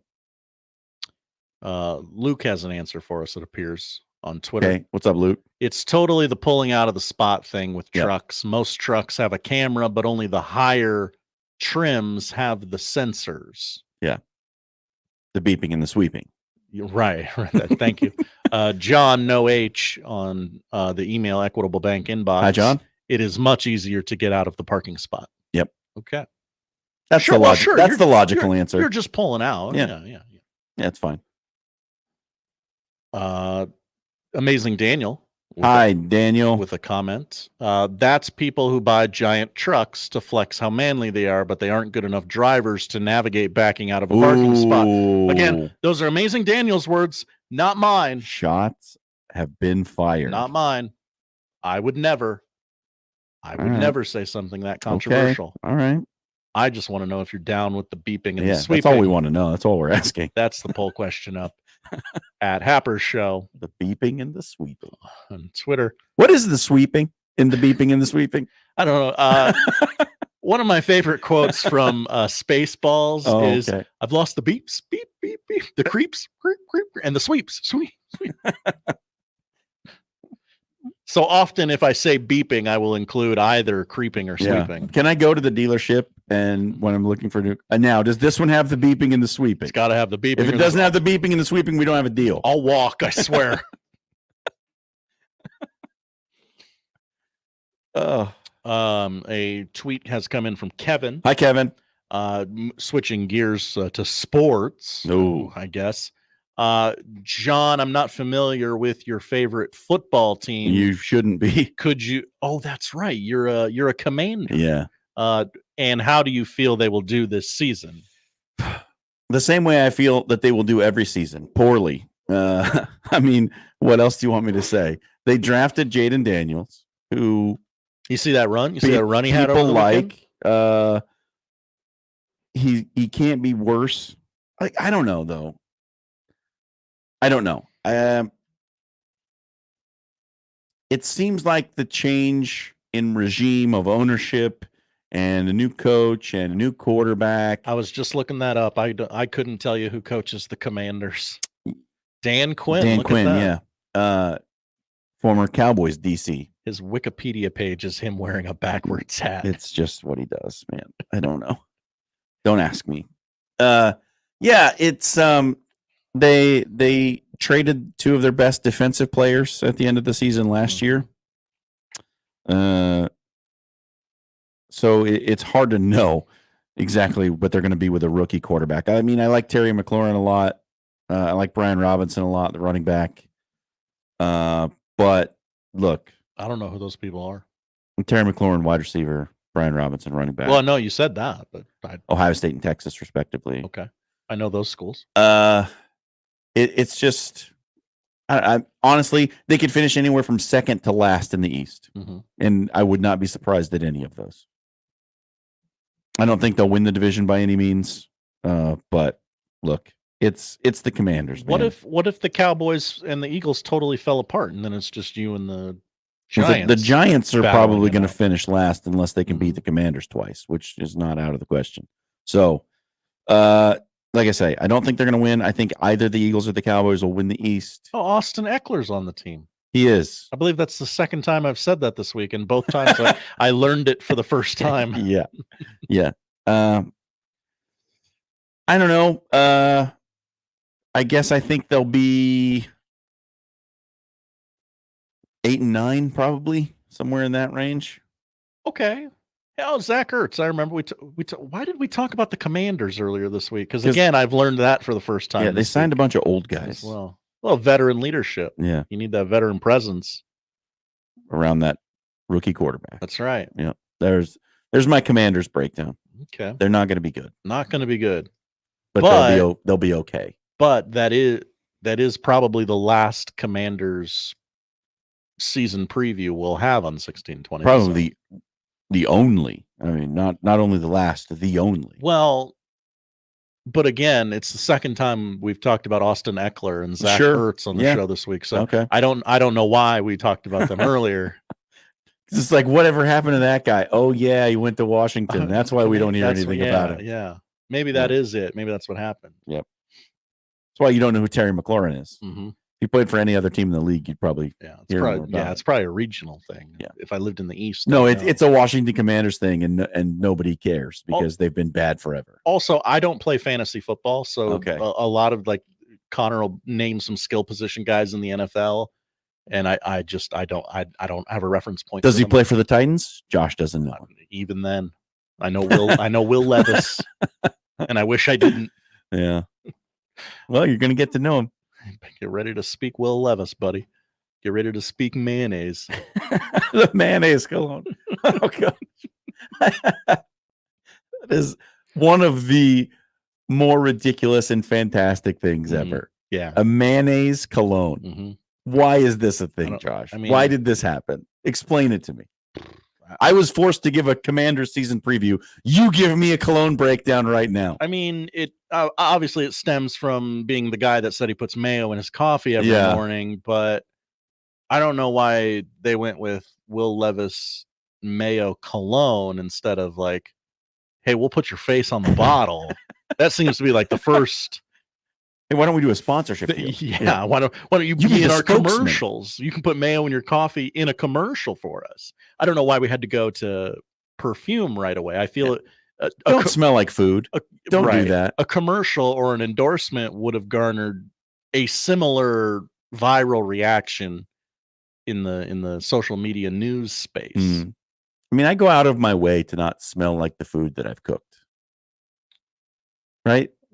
I do not want to smell like my sandwich. We cooked some fish Sunday night. Yep. And normally it goes very well for us. I don't know what happened this week. There is still a lingering fish smell in our kitchen, and we're gonna have to take some serious measures. You got to get that vent fan looked at, my man. I guess. I don't know what happened. We had an apartment. So I lived in an apartment for a while, and it had a vent fan. Do you know what was behind the vent fan?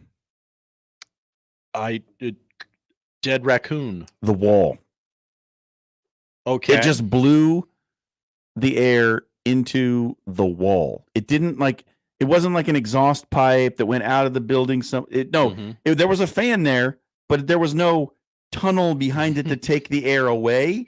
It just blew it into the wall, which is like, why did you do this? What is the point of all of this? I don't know. Maybe you got that situation happening at your house. Check it out. I don't think so. I often hear what sounds like rain in there. Okay. And behind that vent fan. I'm like, okay. So it's going outside. It's and the outside's coming in. It sounds like, I don't know. I'm an idiot. I'm not handy. Anything else in the tweet bag today? That's the tweet bag. That's the tweet bag today. Thank you for sending in your questions. Good bag for the tweet bag. We have Robin Washut coming up at the top of the hour. I want to take a look at the top 25 poll in the AP. Everyone's broken it down already, I understand. But let's look back to last year's poll and see what happened and see if we can make any projections about what might happen this year. It's a little exercise. History doesn't repeat, but it often rhymes. We'll talk about that next on the Connor Happer Show.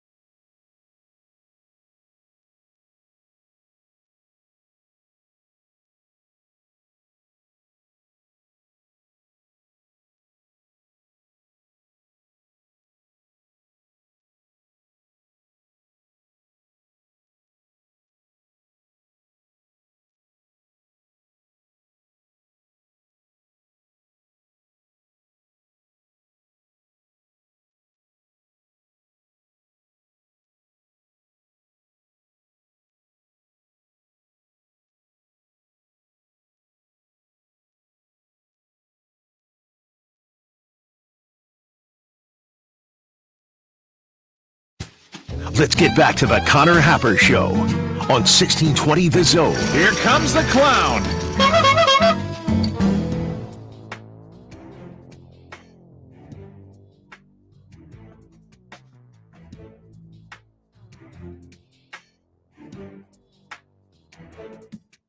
All right. AP football poll. It's out.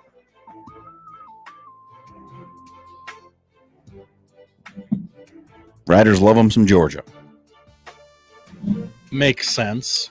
Second straight year that Georgia has started the season in the AP poll number 1. How about that? But I was curious. So I wanted to see the preseason poll versus the final poll last year. And how that translated between the two. And there were some interesting things that I found that I think are worth talking about. And we'll see if we can make some projections about what might happen this year based on what we know. So I said, all right, Georgia started the season last year at number 1. They ended the season at number 4. So they stayed in the top 5. That's good. There's one top 5 team from last year that did not finish in the top 10, and that was LSU. LSU started the season at 5, ended at 12. Ohio State started at 3 and ended at 10, technically inside the top 10. But that's 2 top 5 teams that didn't end the season in the top 5. In the final poll, there were 2 teams in the top 5 who started outside it. Washington and Texas. Now, this season, Texas is starting inside the top 5 at the 4 spot. Overall, last season, 8 teams who started in the initial poll finished the season unranked. The highest, you know this, USC. Started 6th, finished unranked. Huge collapse, no defense. Utah also finished unranked. Their quarterback got hurt. The others were TCU, Oregon State, Wisconsin, North Carolina, Texas A&M, and Tulane. Now, most of those are teams that started the season between 17 and 24. No big deal.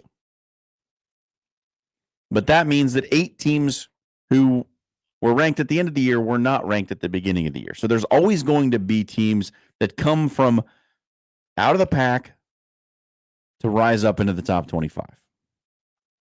The highest riser was Missouri, who finished 8th from unranked. Missouri starting this season at 11th. So what can we say about this year's preseason poll that might be true? Well, yeah, what's going to happen? What can I bet on? Yeah, right. Make some dough. There's a top 10 team that's in the top 10 right now that's going to finish unranked. I feel pretty confident in saying that. Last year it was USC. Who's it going to be? This year, it's your defending national champion, the Michigan Wolverines. Boy, that'd be the one I'm looking at, right? Yep. They start the season at 8th, or 9th rather, and have a lot of questions. Not necessarily on the defensive side, but at the head coach and at the quarterback. So if you're a betting person, if you're of that ilk, Tom, you might want to change the radio for the next couple seconds. I think it's Michigan is the top 10 team right now that is in danger of finishing unranked. I see Michigan with as many as 4 losses potentially. That's more than 0. And maybe more.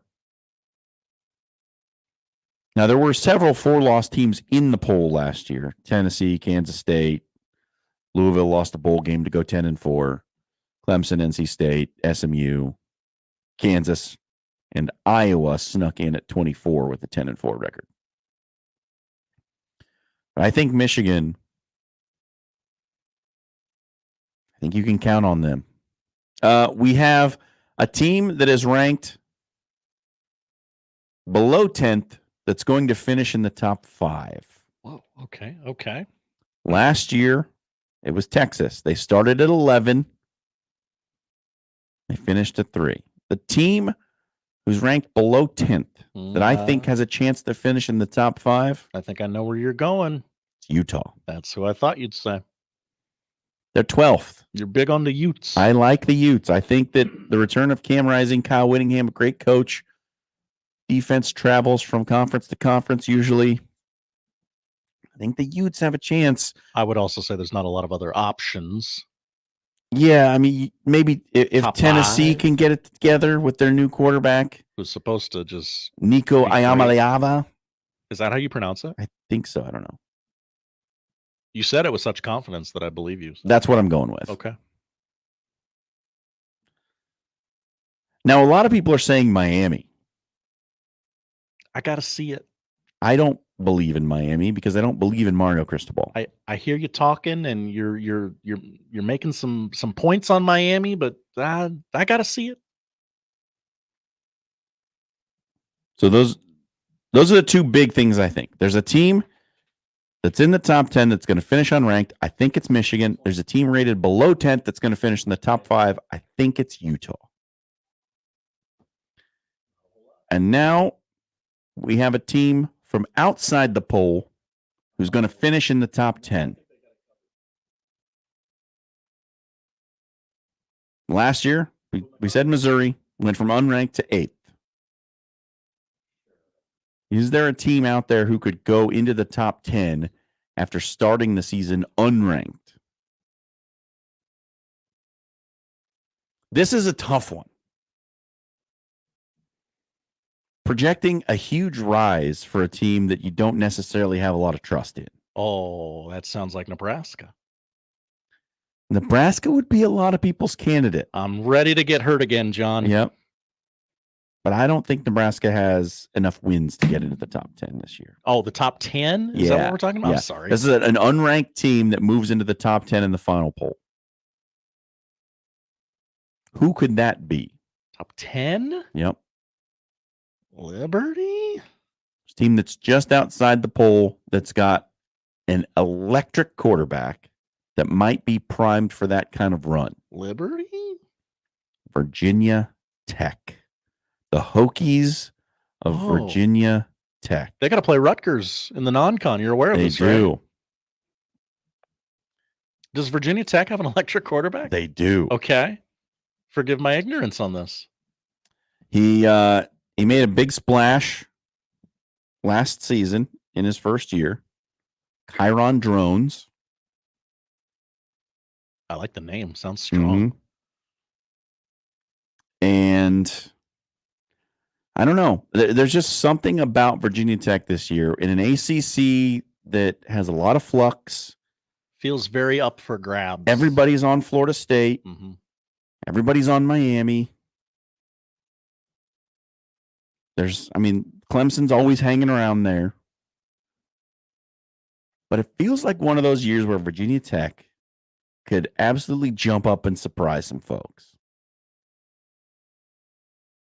So if it's me, if there's a team that I think has the potential of being a top 10 team at the end of the season that is now unranked, Virginia Tech is in the ORV, others receiving votes category right now. Yeah, I believe they are. That might be where I go in the country. That might be where I go. Obligatory watch out for Old Dominion on September 14th comment. Yeah. At Old Dominion. The hell's Virginia Tech traveling to Old Dominion for? That's close by. Do you solid? That's Old Dominion's my dynasty team in college football 25. How they doing? We're doing all right. You coaching them up? Coaching them up. Okay. We've gone from a 1-star to a 3-star school. Go Big Blue. Yep.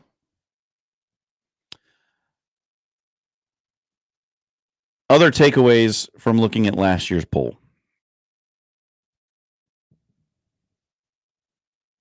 There are going to be a bunch of teams that are ranked low in this poll from 17 to 25 who are going to end up unranked.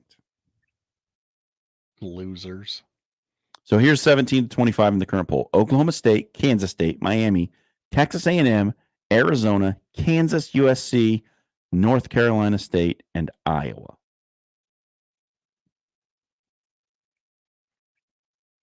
And the team that strikes me as the biggest chance to drop off, they're only at 21, but it's Arizona.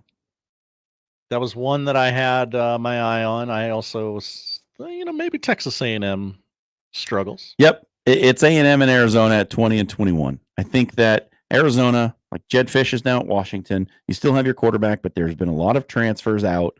A lot of those players followed Jed Fish to Washington. This is a tough spot for Arizona, changing conferences, new landscape. Just feels like there could be a slide. And A&M, like, okay, it's A&M. They recruited a high level, but do they ever win? Do they ever win? Great question. I don't know. It could be both of those two. I mean, last year from 17 to 25, 6 of those teams finished the season unranked after being ranked in the preseason poll. How about back-to-back games over the course of 12 days at K-State and at Utah for games 3 and 4 this season? Those are tough Arizona. spots. Tough spots. And look, I think the Big 12 is going to be absolutely wild. I think it's going to be a lot of fun, honestly. Yeah. It's going to be the fun conference. A lot of fun, a lot of teams beating up on each other, yes. It feels like. Yeah. Maybe not Utah, but Kansas is going to be fun. Mm-hmm. Iowa State should be pretty good. Kansas State should be okay. Like, do we know what to make of Texas Tech? I don't. Never do. A&M's got a new coach. Dave Aranda going to survive the season at Baylor. He should probably win more. What the hell's happening with Houston and UCF and Cincinnati? Arizona State are in the conference now. People forget. Colorado, like what does any of this mean? It's gonna be wild. It's gonna be fun. Deion Sanders is the 15th best coach in the conference, though. Whoa. CBS. CBS said so, not me. That's why Deion hates CBS. Yeah, that's what CBS said. Okay. We do have a caller. Mm-hmm. Let's go to Prime. Prime, you're on the Connor Happer Show. What is up, my fine feathered Nebraska fans and greatest announcers in America? I love your show from Beloit, Kansas. Speaking at the 7th hole, a little par 3 over a hill, and how's things going out there, fellas? Things are great. Glad you're calling us from the course today. How are you hitting them? I'm actually the greens keeper, so I don't play golf. And the more I take care and mow the course, the less I play. But anyway, I am going to and this is really tough for me, the senior division of the North Central Kansas and South Central Nebraska age group is 50 to infinity. And I really feel bad because I'm not a flat belly anymore because we moved to Beloit and I take Dairy Queen and Sonic serious. But anyway, we usually go up and kick the 88-year-olds rear ends, and we pay $15 for a cart and 18 holes at area courses, and then we win $21. So all right, have a great meal.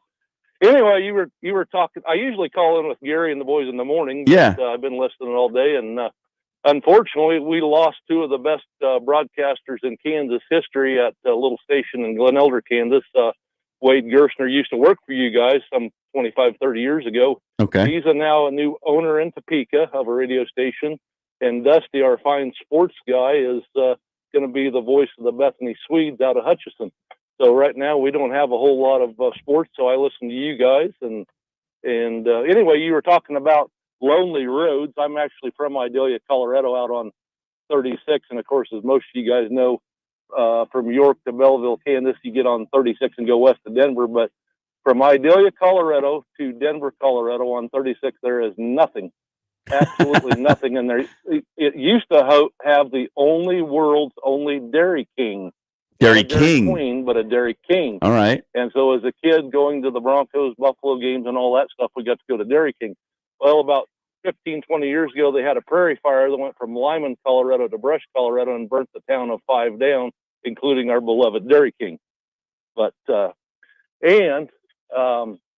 my brother from another mother is Mark Johnson, the voice of the Colorado Buffaloes. And as a lot of you know, he had a horse accident and separated his pelvis and is on a walker. Well, the crazy fool he missed prime so much yesterday, Deion Sanders, he drove himself up to practice and they put him on a golf cart. And Prime come over and give him a hug. And he calls him Cowboy Mark. I think he's half scared of him because he's a big boy and has the greatest voice in college football. But Mark drove himself up to the practice and Deion gave him a big hug. And he got along just fine and got to be on the Bucky Network, much to his chagrin. But anyway, any questions about the Colorado Buffs? I'll be Mark's spotter come September 7th in Lincoln, Nebraska. Oh, all right. Well, enjoy that. Oh, and hey, everybody that's got a Ford pickup, anybody that backs in to a business or employer should be fired because they're a type A personality. If they're too damn big a hurry to get out of there, they're probably going to hurt themselves mowing for me. They're probably going to get electrified by the electrical company because there's a lot of guys here with the big electric company that back their big Ford pickups in there. I cannot stand people that back in. If you're in that big a hurry to leave the business, you probably don't like working for me, or you're going to cause an accident. All right, the gauntlet's laid down. Thanks for the call. Hey, anyway, it all comes down to September 7th. The Buffs are going to win 5 games without the Nebraska game. If they beat Nebraska, they will go to a bowl game and be 6-6. If they don't, it's going to be another. By the way, my brother, Mark Johnson, voice of the Buffs, has been at Colorado 19 years and had 16 losing seasons. Imagine you guys Nebraska's getting up there, but 16 out of 19 seasons since Mark came from Syracuse have been losing. It's been rough. rough. Would you like to be an announcer for the Colorado Buffaloes have 16 losing seasons in almost 20 years? Well, I've been the voice of the Omaha women's basketball team for 5 years and haven't seen a winning season yet. Yes, sir. So anyway, I wanted to introduce myself to you guys. All right. And I'll be calling in periodically, and I can tell you all about those Colorado Buffaloes. Well, we can't wait Great to hear it. show, love it. You come in loud and clear from Beloit, Kansas. All right, thank you very much. Thank you. All right. He can get us in Beloit, Kansas, but in Beloit, Northwest Kansas. Omaha, I can't. How get about that? I can't get the that's zone. That's not far from my neck of the woods, Josh. That's not that far from where I grew up. Oh yeah, yeah. The That's Beloit like boys. North Central Kansas, South Central Nebraska. Like he's not too far from your boys' old stomping grounds. But and look how you pulled yourself up by your bootstraps. Look how I did it. All by myself, no help. Well, that was fun. That was something. He's the spotter for Mark Johnson of Colorado. He called our show. How about that? I mean, that's something. We have a Colorado insider calling the show. Nothing but illustrious guests. How about that? One of the other things about this AP poll, since our last caller brought it up, is that Colorado got a vote. Did you see that? Colorado is in the RV category. Not by much. He got 1 point in the poll. 1 vote. Colorado will not end the season ranked. They will not end the season in the RV category. Among the teams I do not believe in are Colorado. You don't believe? No. I'm sorry. I don't. Shadur, pretty good quarterback. Travis Hunter, football player. Oh, what an understatement. The rest of the roster is a big, big, bold question mark. I don't know what else they got happening. Great. Now we're not going to be able to ask questions at the press conference. Let's just do it. This is the Parking Truck Show. Yeah. We got Tim. Tim, what do you got? Hey, does that Kansas redneck know when you pull in your garage, you have to back up to get out of it? or if you back in, you have to pull out. Doesn't matter which way you do it. You have to do one or the other anyway. I would assume. Do you guys have a drive-through garage? No, you don't. No, I wish. I don't have one of those. No, not so. It Can't doesn't matter confirm. what you do. You have to pull in or pull out. All right. Are you a back end guy, Tim?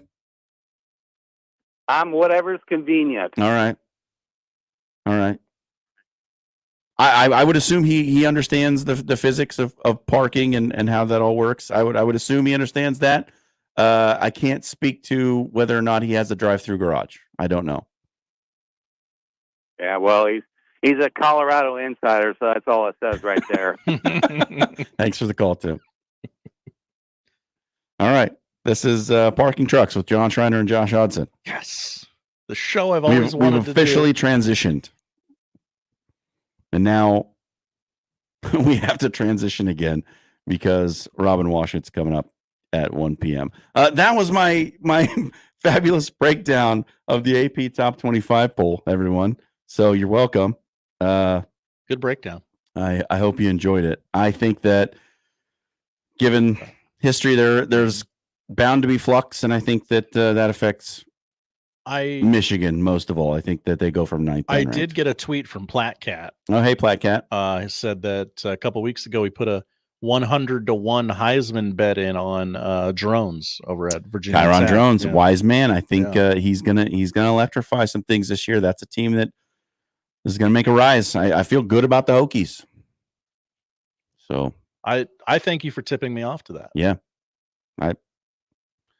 and watch some Virginia Tech football this year. Like, you will be entertained. Like, Chiron Drones is okay. He's something. It's not my big brother's Virginia Tech where they're gonna maybe score 13 points. This isn't Jim Druckenmiller's Virginia Tech. Okay. Also, JJ McCarthy's out for the year. He is. That's been announced now. Done for the season. Repair is necessary is one of those questions. Hey, when we get in there, what are we going to find? He needs a repair, not a tweak. scope. Yeah. So he will miss his entire rookie season. I don't think he was going to play much anyway. Sure heard a lot of Sam Darnold. Yeah, which was odd because you think you'd try everything to not play Sam Darnold. I didn't think JJ McCarthy was quite NFL ready. Anyhow, but now the Vikes are looking for a backup quarterback, apparently. So, should I bring them my resume? Do it. Okay. Send it in. Good bit. All right. We're going to get to Robin Washut on the other side of the break. Connor Happer Show.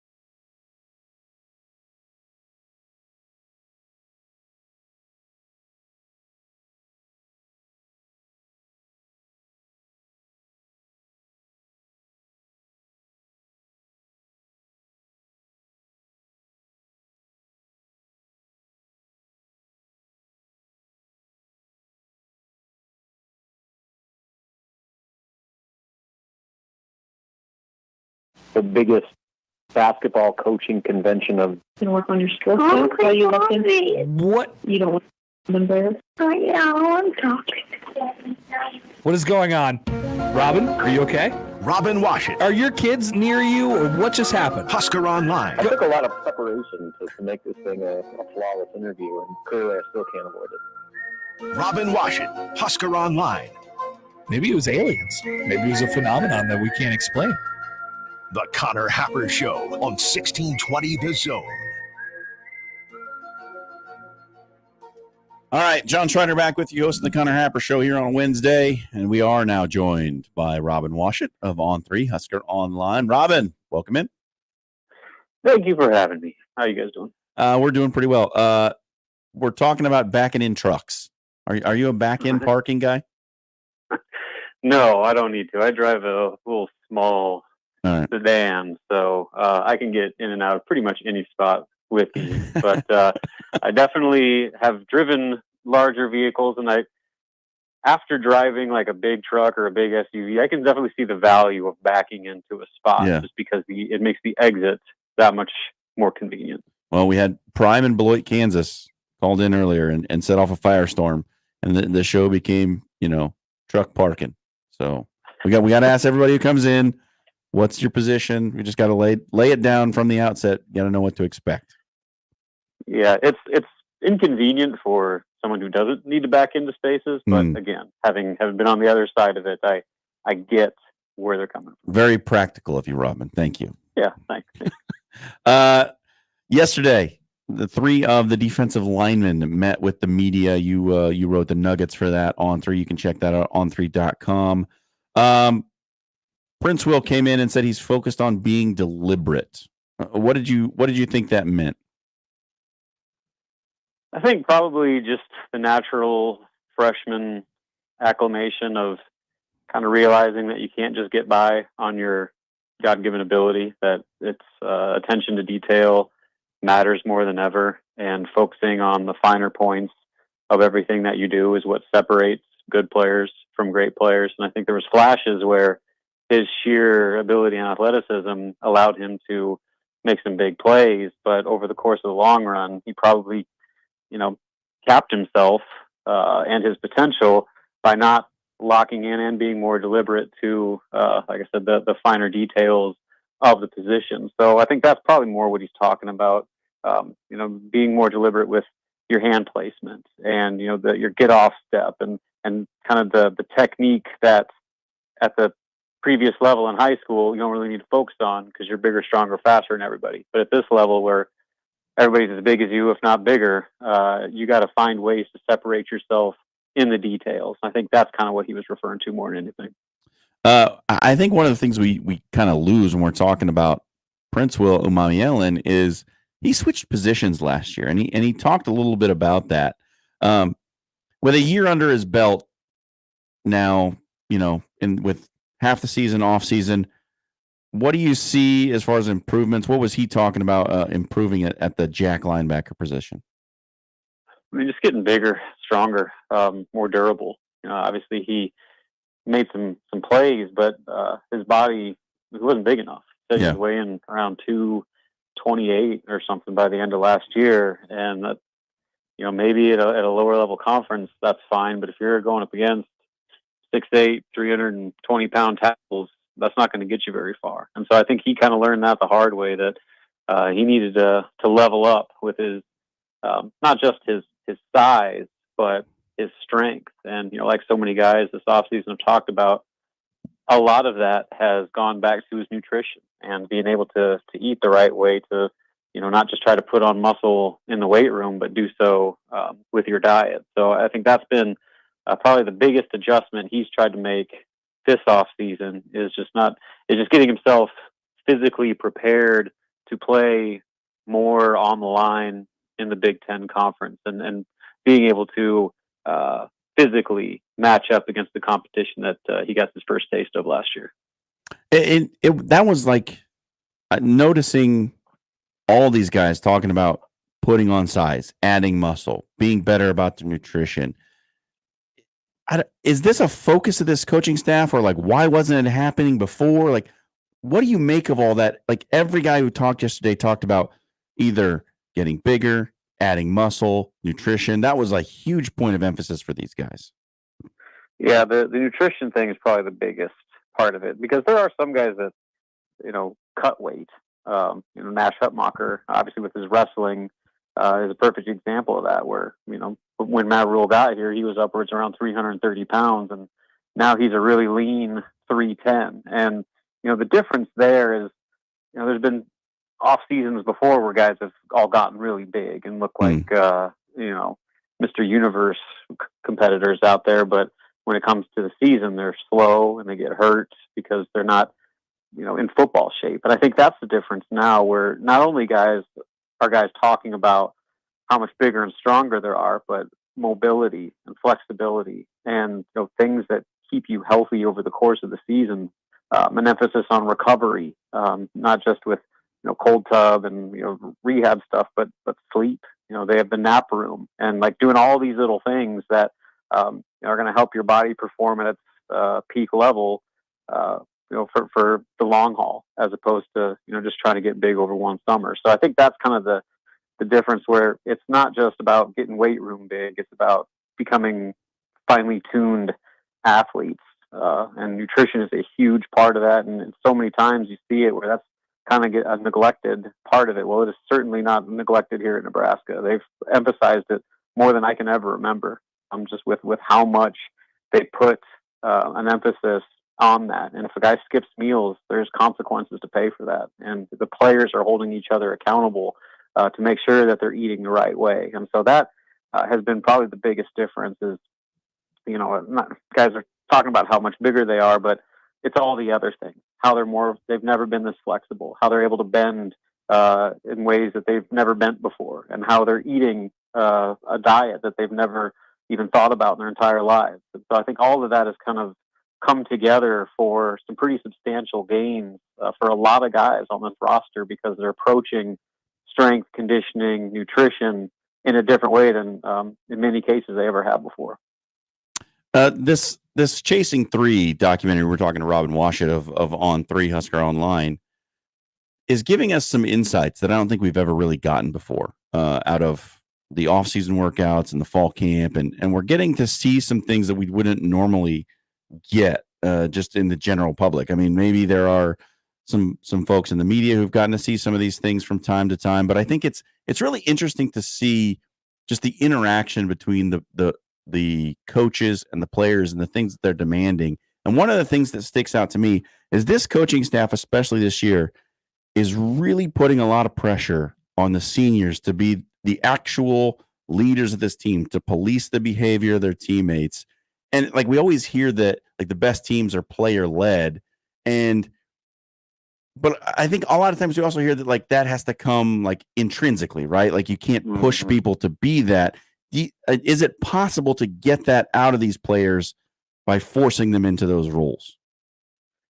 I mean, I think you don't force, but you certainly nudge.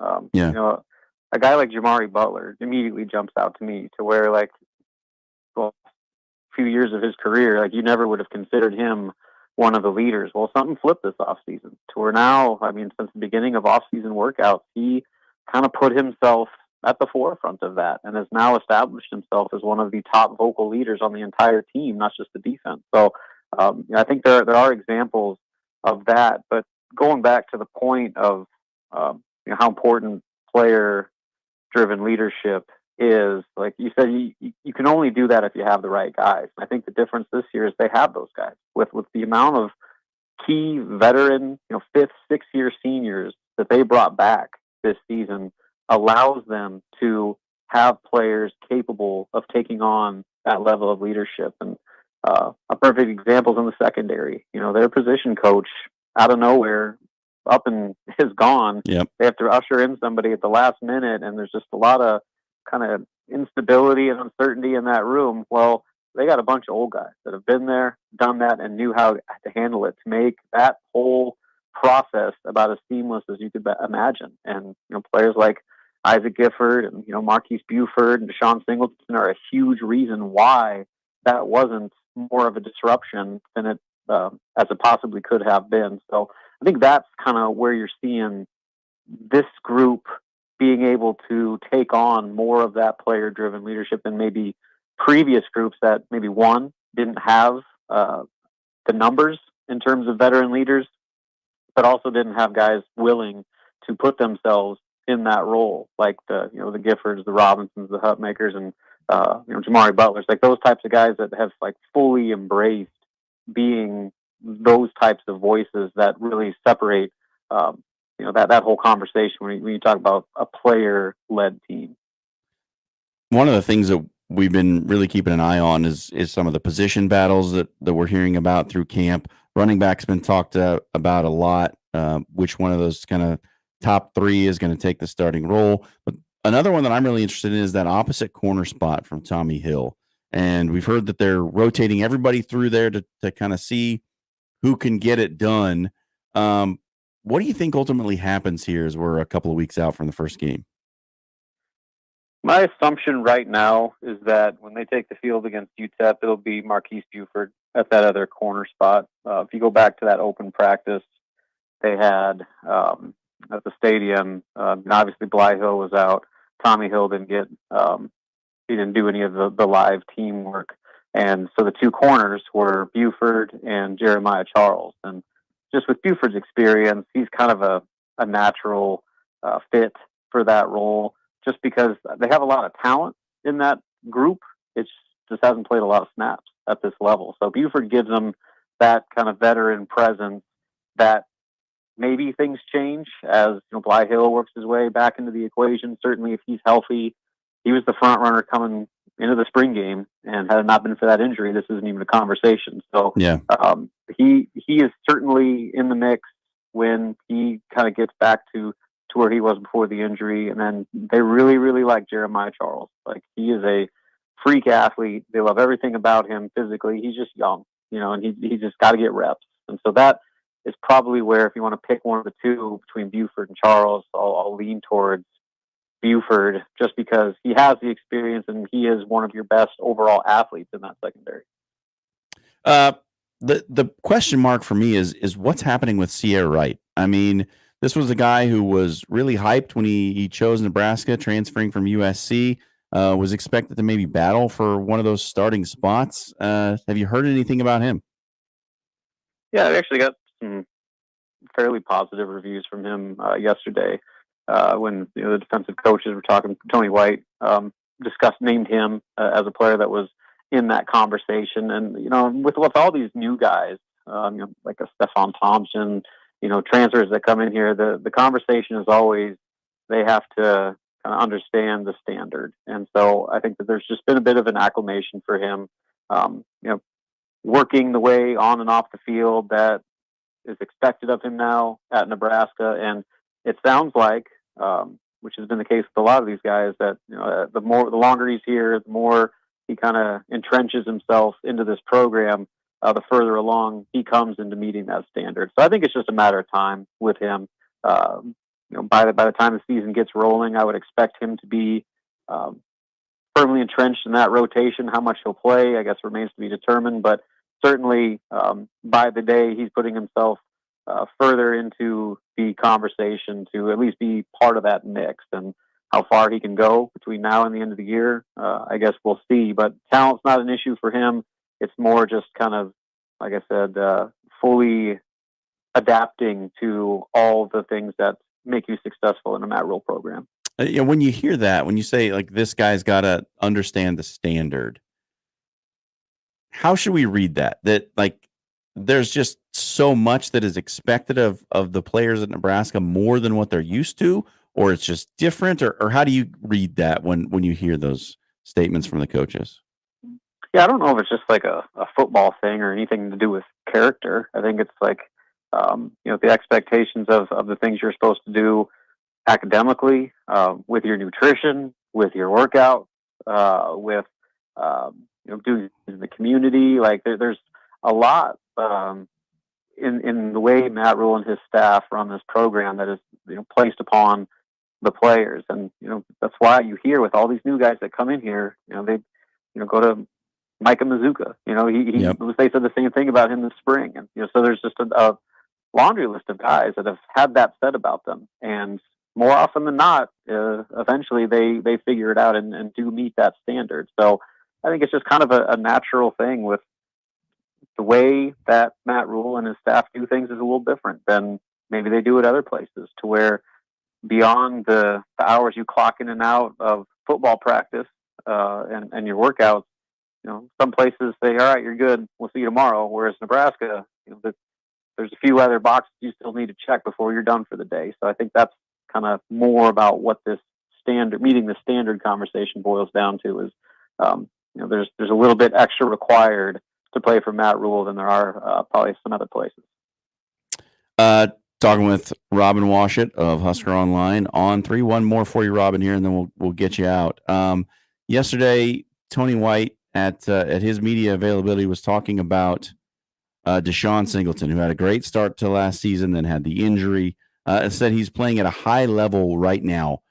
The addition of Deshaun Singleton back into the secondary, I mean, what's the potential there? What kind of player could he be? Is this a potential Sunday guy? I think so. Yeah. And I'm not the only one that thinks that. This staff's really high on him. I know Travis Fisher was really, really high on him. And so, this is the guy that has always had the talent, and it's so unfortunate last year that he was really starting to hit his stride and becoming a real factor at that safety spot last year before that injury. And so what he gives Nebraska now that he's apparently back to full strength is probably their best in the box safety. You saw there's flashes of him, the way he played the run and some of the hits he made coming up to the line of scrimmage. He brings that element of physicality and just the size. You look at the other safeties.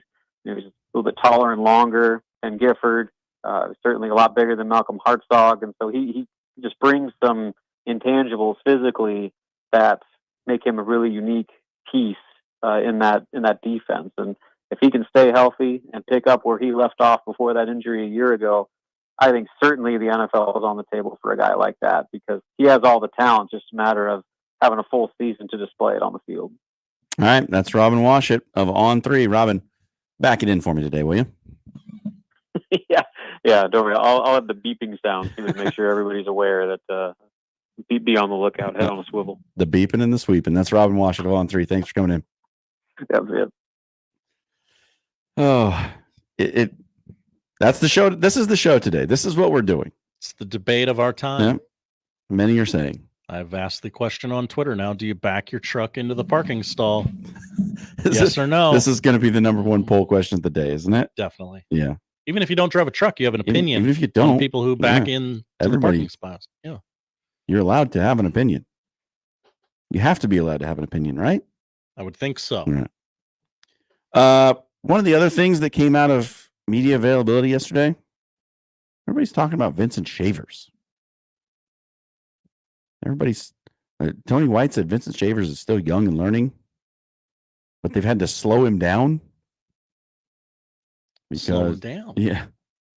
And they say, you'd rather say whoa than go? I guess that's true, yeah. And then even Prince Will mentioned him, said Vince Shavers has that dog in him. Love hearing that about a guy. He's got that dog in him.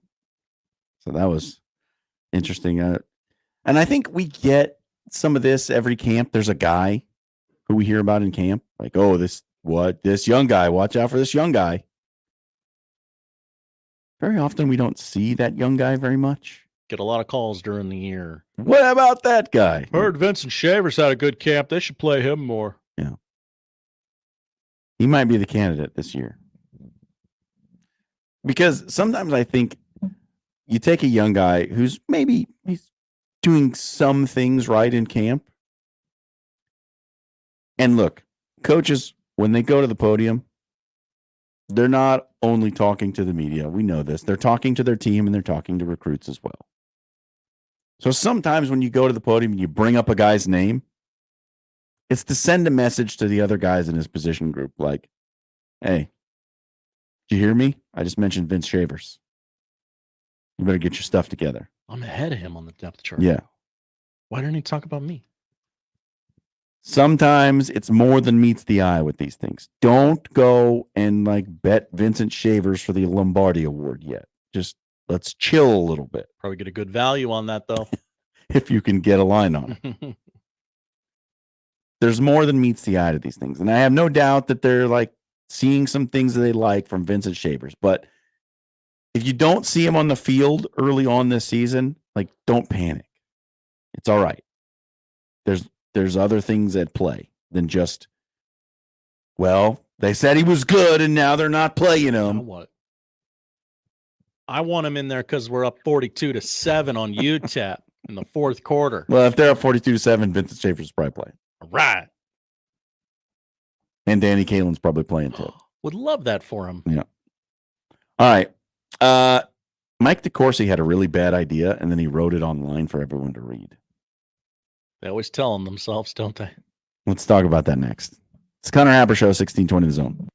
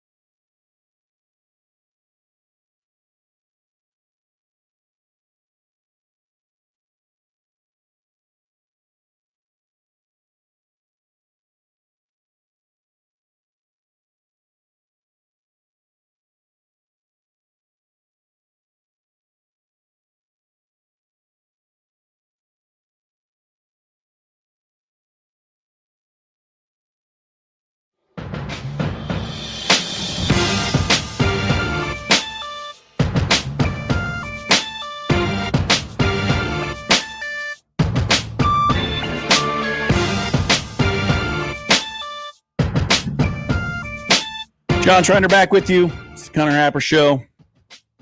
Filling in today and tomorrow. Be here one last time during the great absence of Connor Happer. The great absence. And that's just a good one. Here's an extremely advanced tease. My plan for tomorrow, because it's going to be my last time before football season to host the Connor Happer Show. We're going to do conference predictions tomorrow, Josh. So get yourself ready. Okay. We're gonna tell everybody who's gonna win the conferences in football. So each of the big four? The big four. I just want to know what to prep for. Yep. Okay. So have your list ready. We're doing that tomorrow. Virginia Tech. You're on the bandwagon now. You love Chiron drones. That's my guy. That's your guy now. As I said before the break, Mike DeCourcy of the Sporting News, a writer that I actually really like. Okay, let me preface this whole thing by saying I like Mike's work. Okay. I think he's a good writer. But even good writers can have bad ideas. Sure. And he's had an all-time bad one. Which, when I tell you this, understand that I think he's intentionally misunderstanding the point.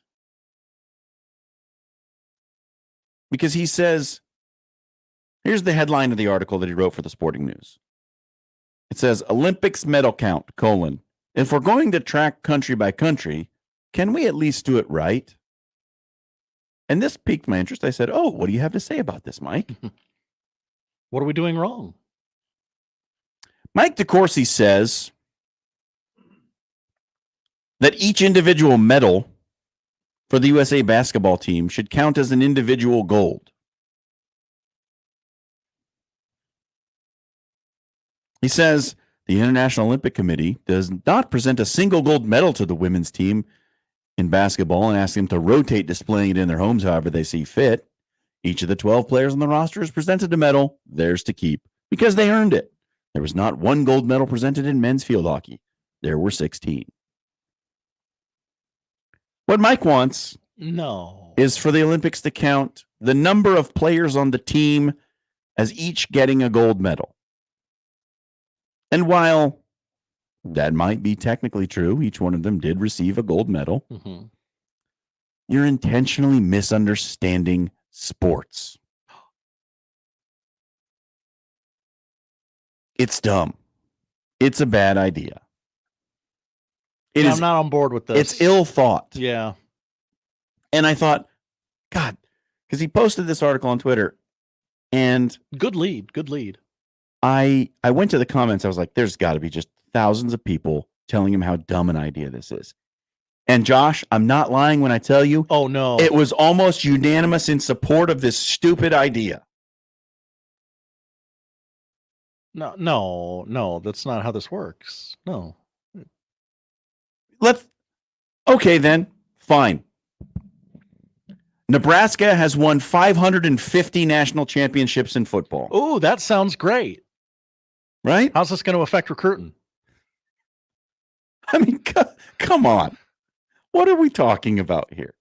You're telling me that all 12 players on the basketball team, because they each received a medal, that counts in the USA's medal count. It's a medal count, John. We're counting the medals. Now, he does tell on himself a little bit.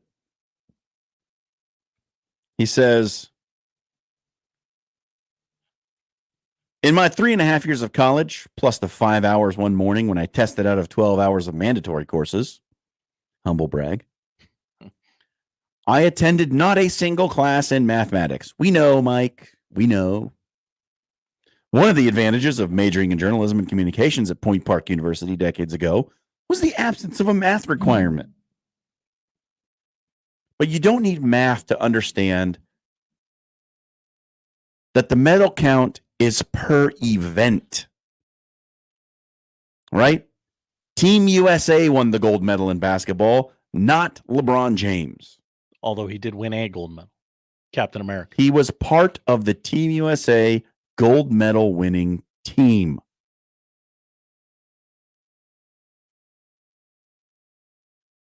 Team gymnastics competitions counts as one gold medal because it's one event. Basketball is one event. Soccer is one event. The team archery competition is one event. A relay race, one event. One event. It's not 4 gold medals. It's one. And sometimes if you run the prelim, you get a gold medal too. If you want to think about it this way, the thing you wear around your neck on the podium represents 1/12 of a gold medal if you're on the basketball team. Wow. How about that for some math? Maybe you'd understand that if you'd taken some math classes at Point Park University. Tyrese Halliburton would still take 1/12 of a gold medal. He would.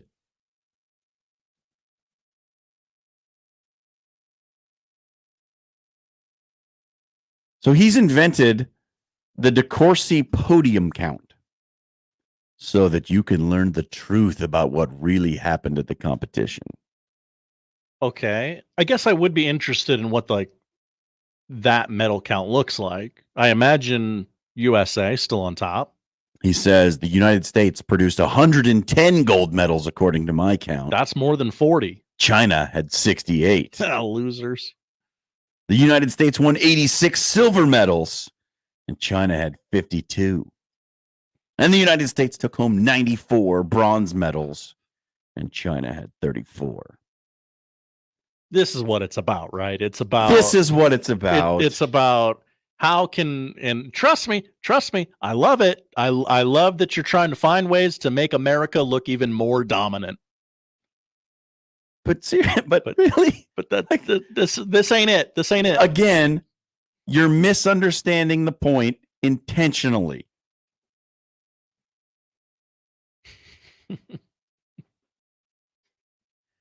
This has all the feeling of we have not received your August column yet. We're going to need that by the end of the day. 550 national championships in football for Nebraska. Put it on the wall. Let's go. Put it on the wall. That would really help us in getting some of these 5 stars who are on the fence. But it also means that Alabama has like 1,000. Always got us. We don't track this by individual player. What do you not understand? It's just, look, things like this, it's transparent. He's trying to produce a reaction. He's trying to get people to tell him he's stupid so he can argue with them on Twitter. Mm-hmm. And the problem is everyone else was agreeing with him. Nobody was creating the discourse that he wanted. You want engagement on social media? I'll give you engagement on social media. Here's a crap column. What do you mean everybody loves it? That's where we are. This is what's happening, guys. USA gets 12 gold medals for basketball, and Nebraska gets 550 national championship trophies. No, it doesn't. Stop. Does each tournament win in the NCAA tournament count as 12? If you have 12 on your roster? Were there 2 weddings because there were 2 people exchanging rings? Mm. Did 2 weddings occur? No, 1 wedding, 2 people. That sounds expensive. Group activities still count as 1 activity. I don't know. It's all stupid and I hate it.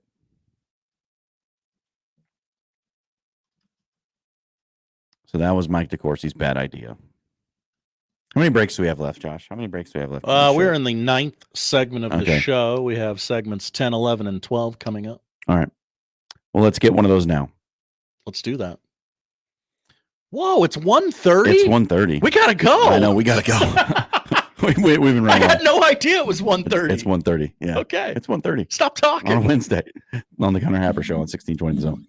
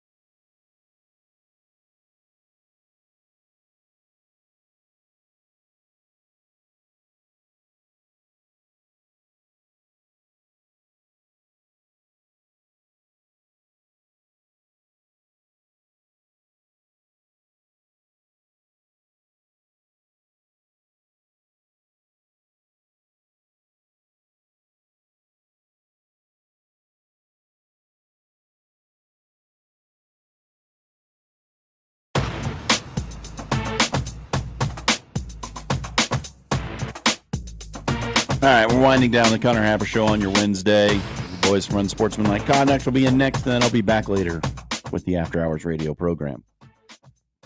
It's a Shriner sandwich today. 6 hours of me. Well, Jimmy and Dan will be there tonight. Sure. We told you earlier in the show, J.J. McCarthy, if you missed it, he's going to miss the entire season for the Vikings. The rookie quarterback who was not expected to win the job for the Vikings. He's going to need knee surgery, repair of his meniscus. So he will miss the entire season. There's some other injury news today. Texas. We talked about Texas in our AP poll breakdown. Yeah, I mean, a team that started outside the top 10 that finished inside last year. And they start the season at number 4, and they are down 2 running backs now.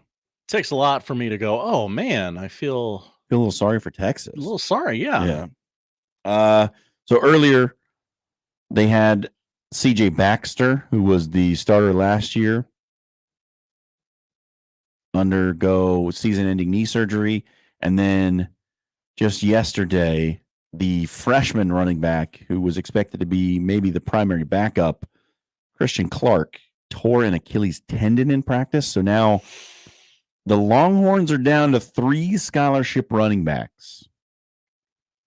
So as much as we lament the running back situation at Nebraska of like, wow, these guys have been injured. Who's going to start? Who's going to play? Who's proven? Who can do it? Texas is in a bit of the same situation. And this is a team with national title hopes. So they're down to Jaden Blue. Yeah, my boy Blue. Who played in 23 games in his Texas career. He's run for 431 yards. And then they have sophomore Quintrevion Wisner. They love guys named Quinn on that team. And freshman Jarek Gibson, who was the number 2 running back in the ESPN 300 last year. Okay. So there's some talent there. But like they would have really liked to have C.J. Baxter and Christian Clark. Probably. Next man up.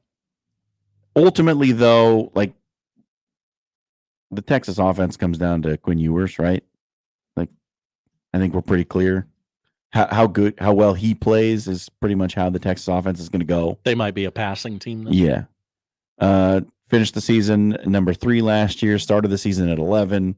They're number 4 in the preseason poll this year. Obviously transferring conferences to the SEC. We, on the After Hours program, talked to one of the guys from SEC Unfiltered, and he is a big believer in Texas. Felt like Texas had a chance to come in and potentially beat Georgia and win the conference. And I'm kind of on board with that, or was. I was, yeah.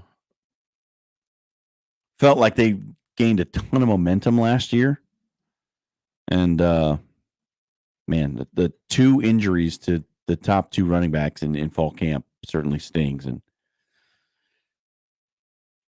we know what happens when frontline players get injured in fall camp. You know how that affects things around here, certainly.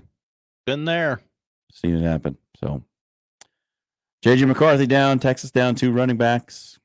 Not only is it list season, it's injury update season as well. Sad. All right, let's get a break. Let's get back. We'll give you the breakdown of the poll questions, and Josh will tell you what you need to tune in on your television device tonight. Final segment of the Connor Happer Show coming up next.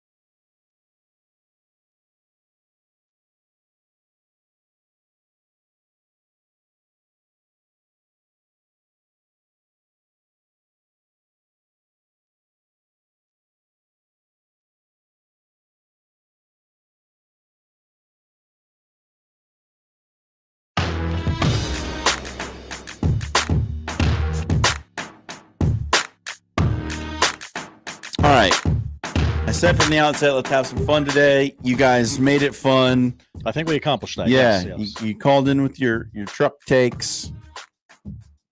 We got Greenskeeper Prime, the spotter for Colorado football. Got a surprise call from him, which was massively fun. Random Mike Loved with the it. Cam Random Kojal Mike update. with our Cam Kojal update. Yep. Good stuff. Thanks for joining in. Thanks for your tweet bag questions. And thanks for answering the polls that producer Josh puts out. Josh, do you have updates on our poll questions? I do. We have one from the crossover with the boys this morning. Have you ever done the triple dipper at Chili's? I'm not.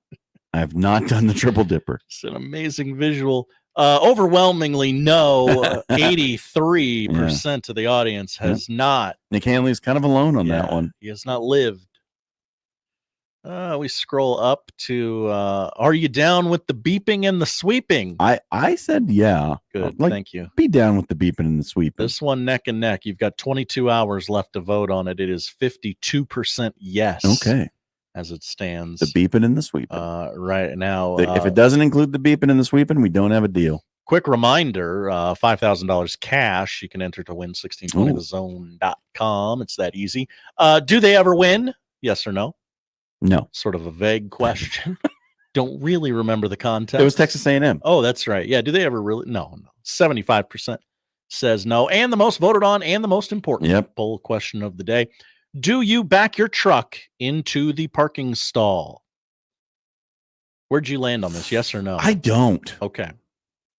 I don't. 60% of the audience has voted no. I mean, I get it. If you want, I'm not saying you can't.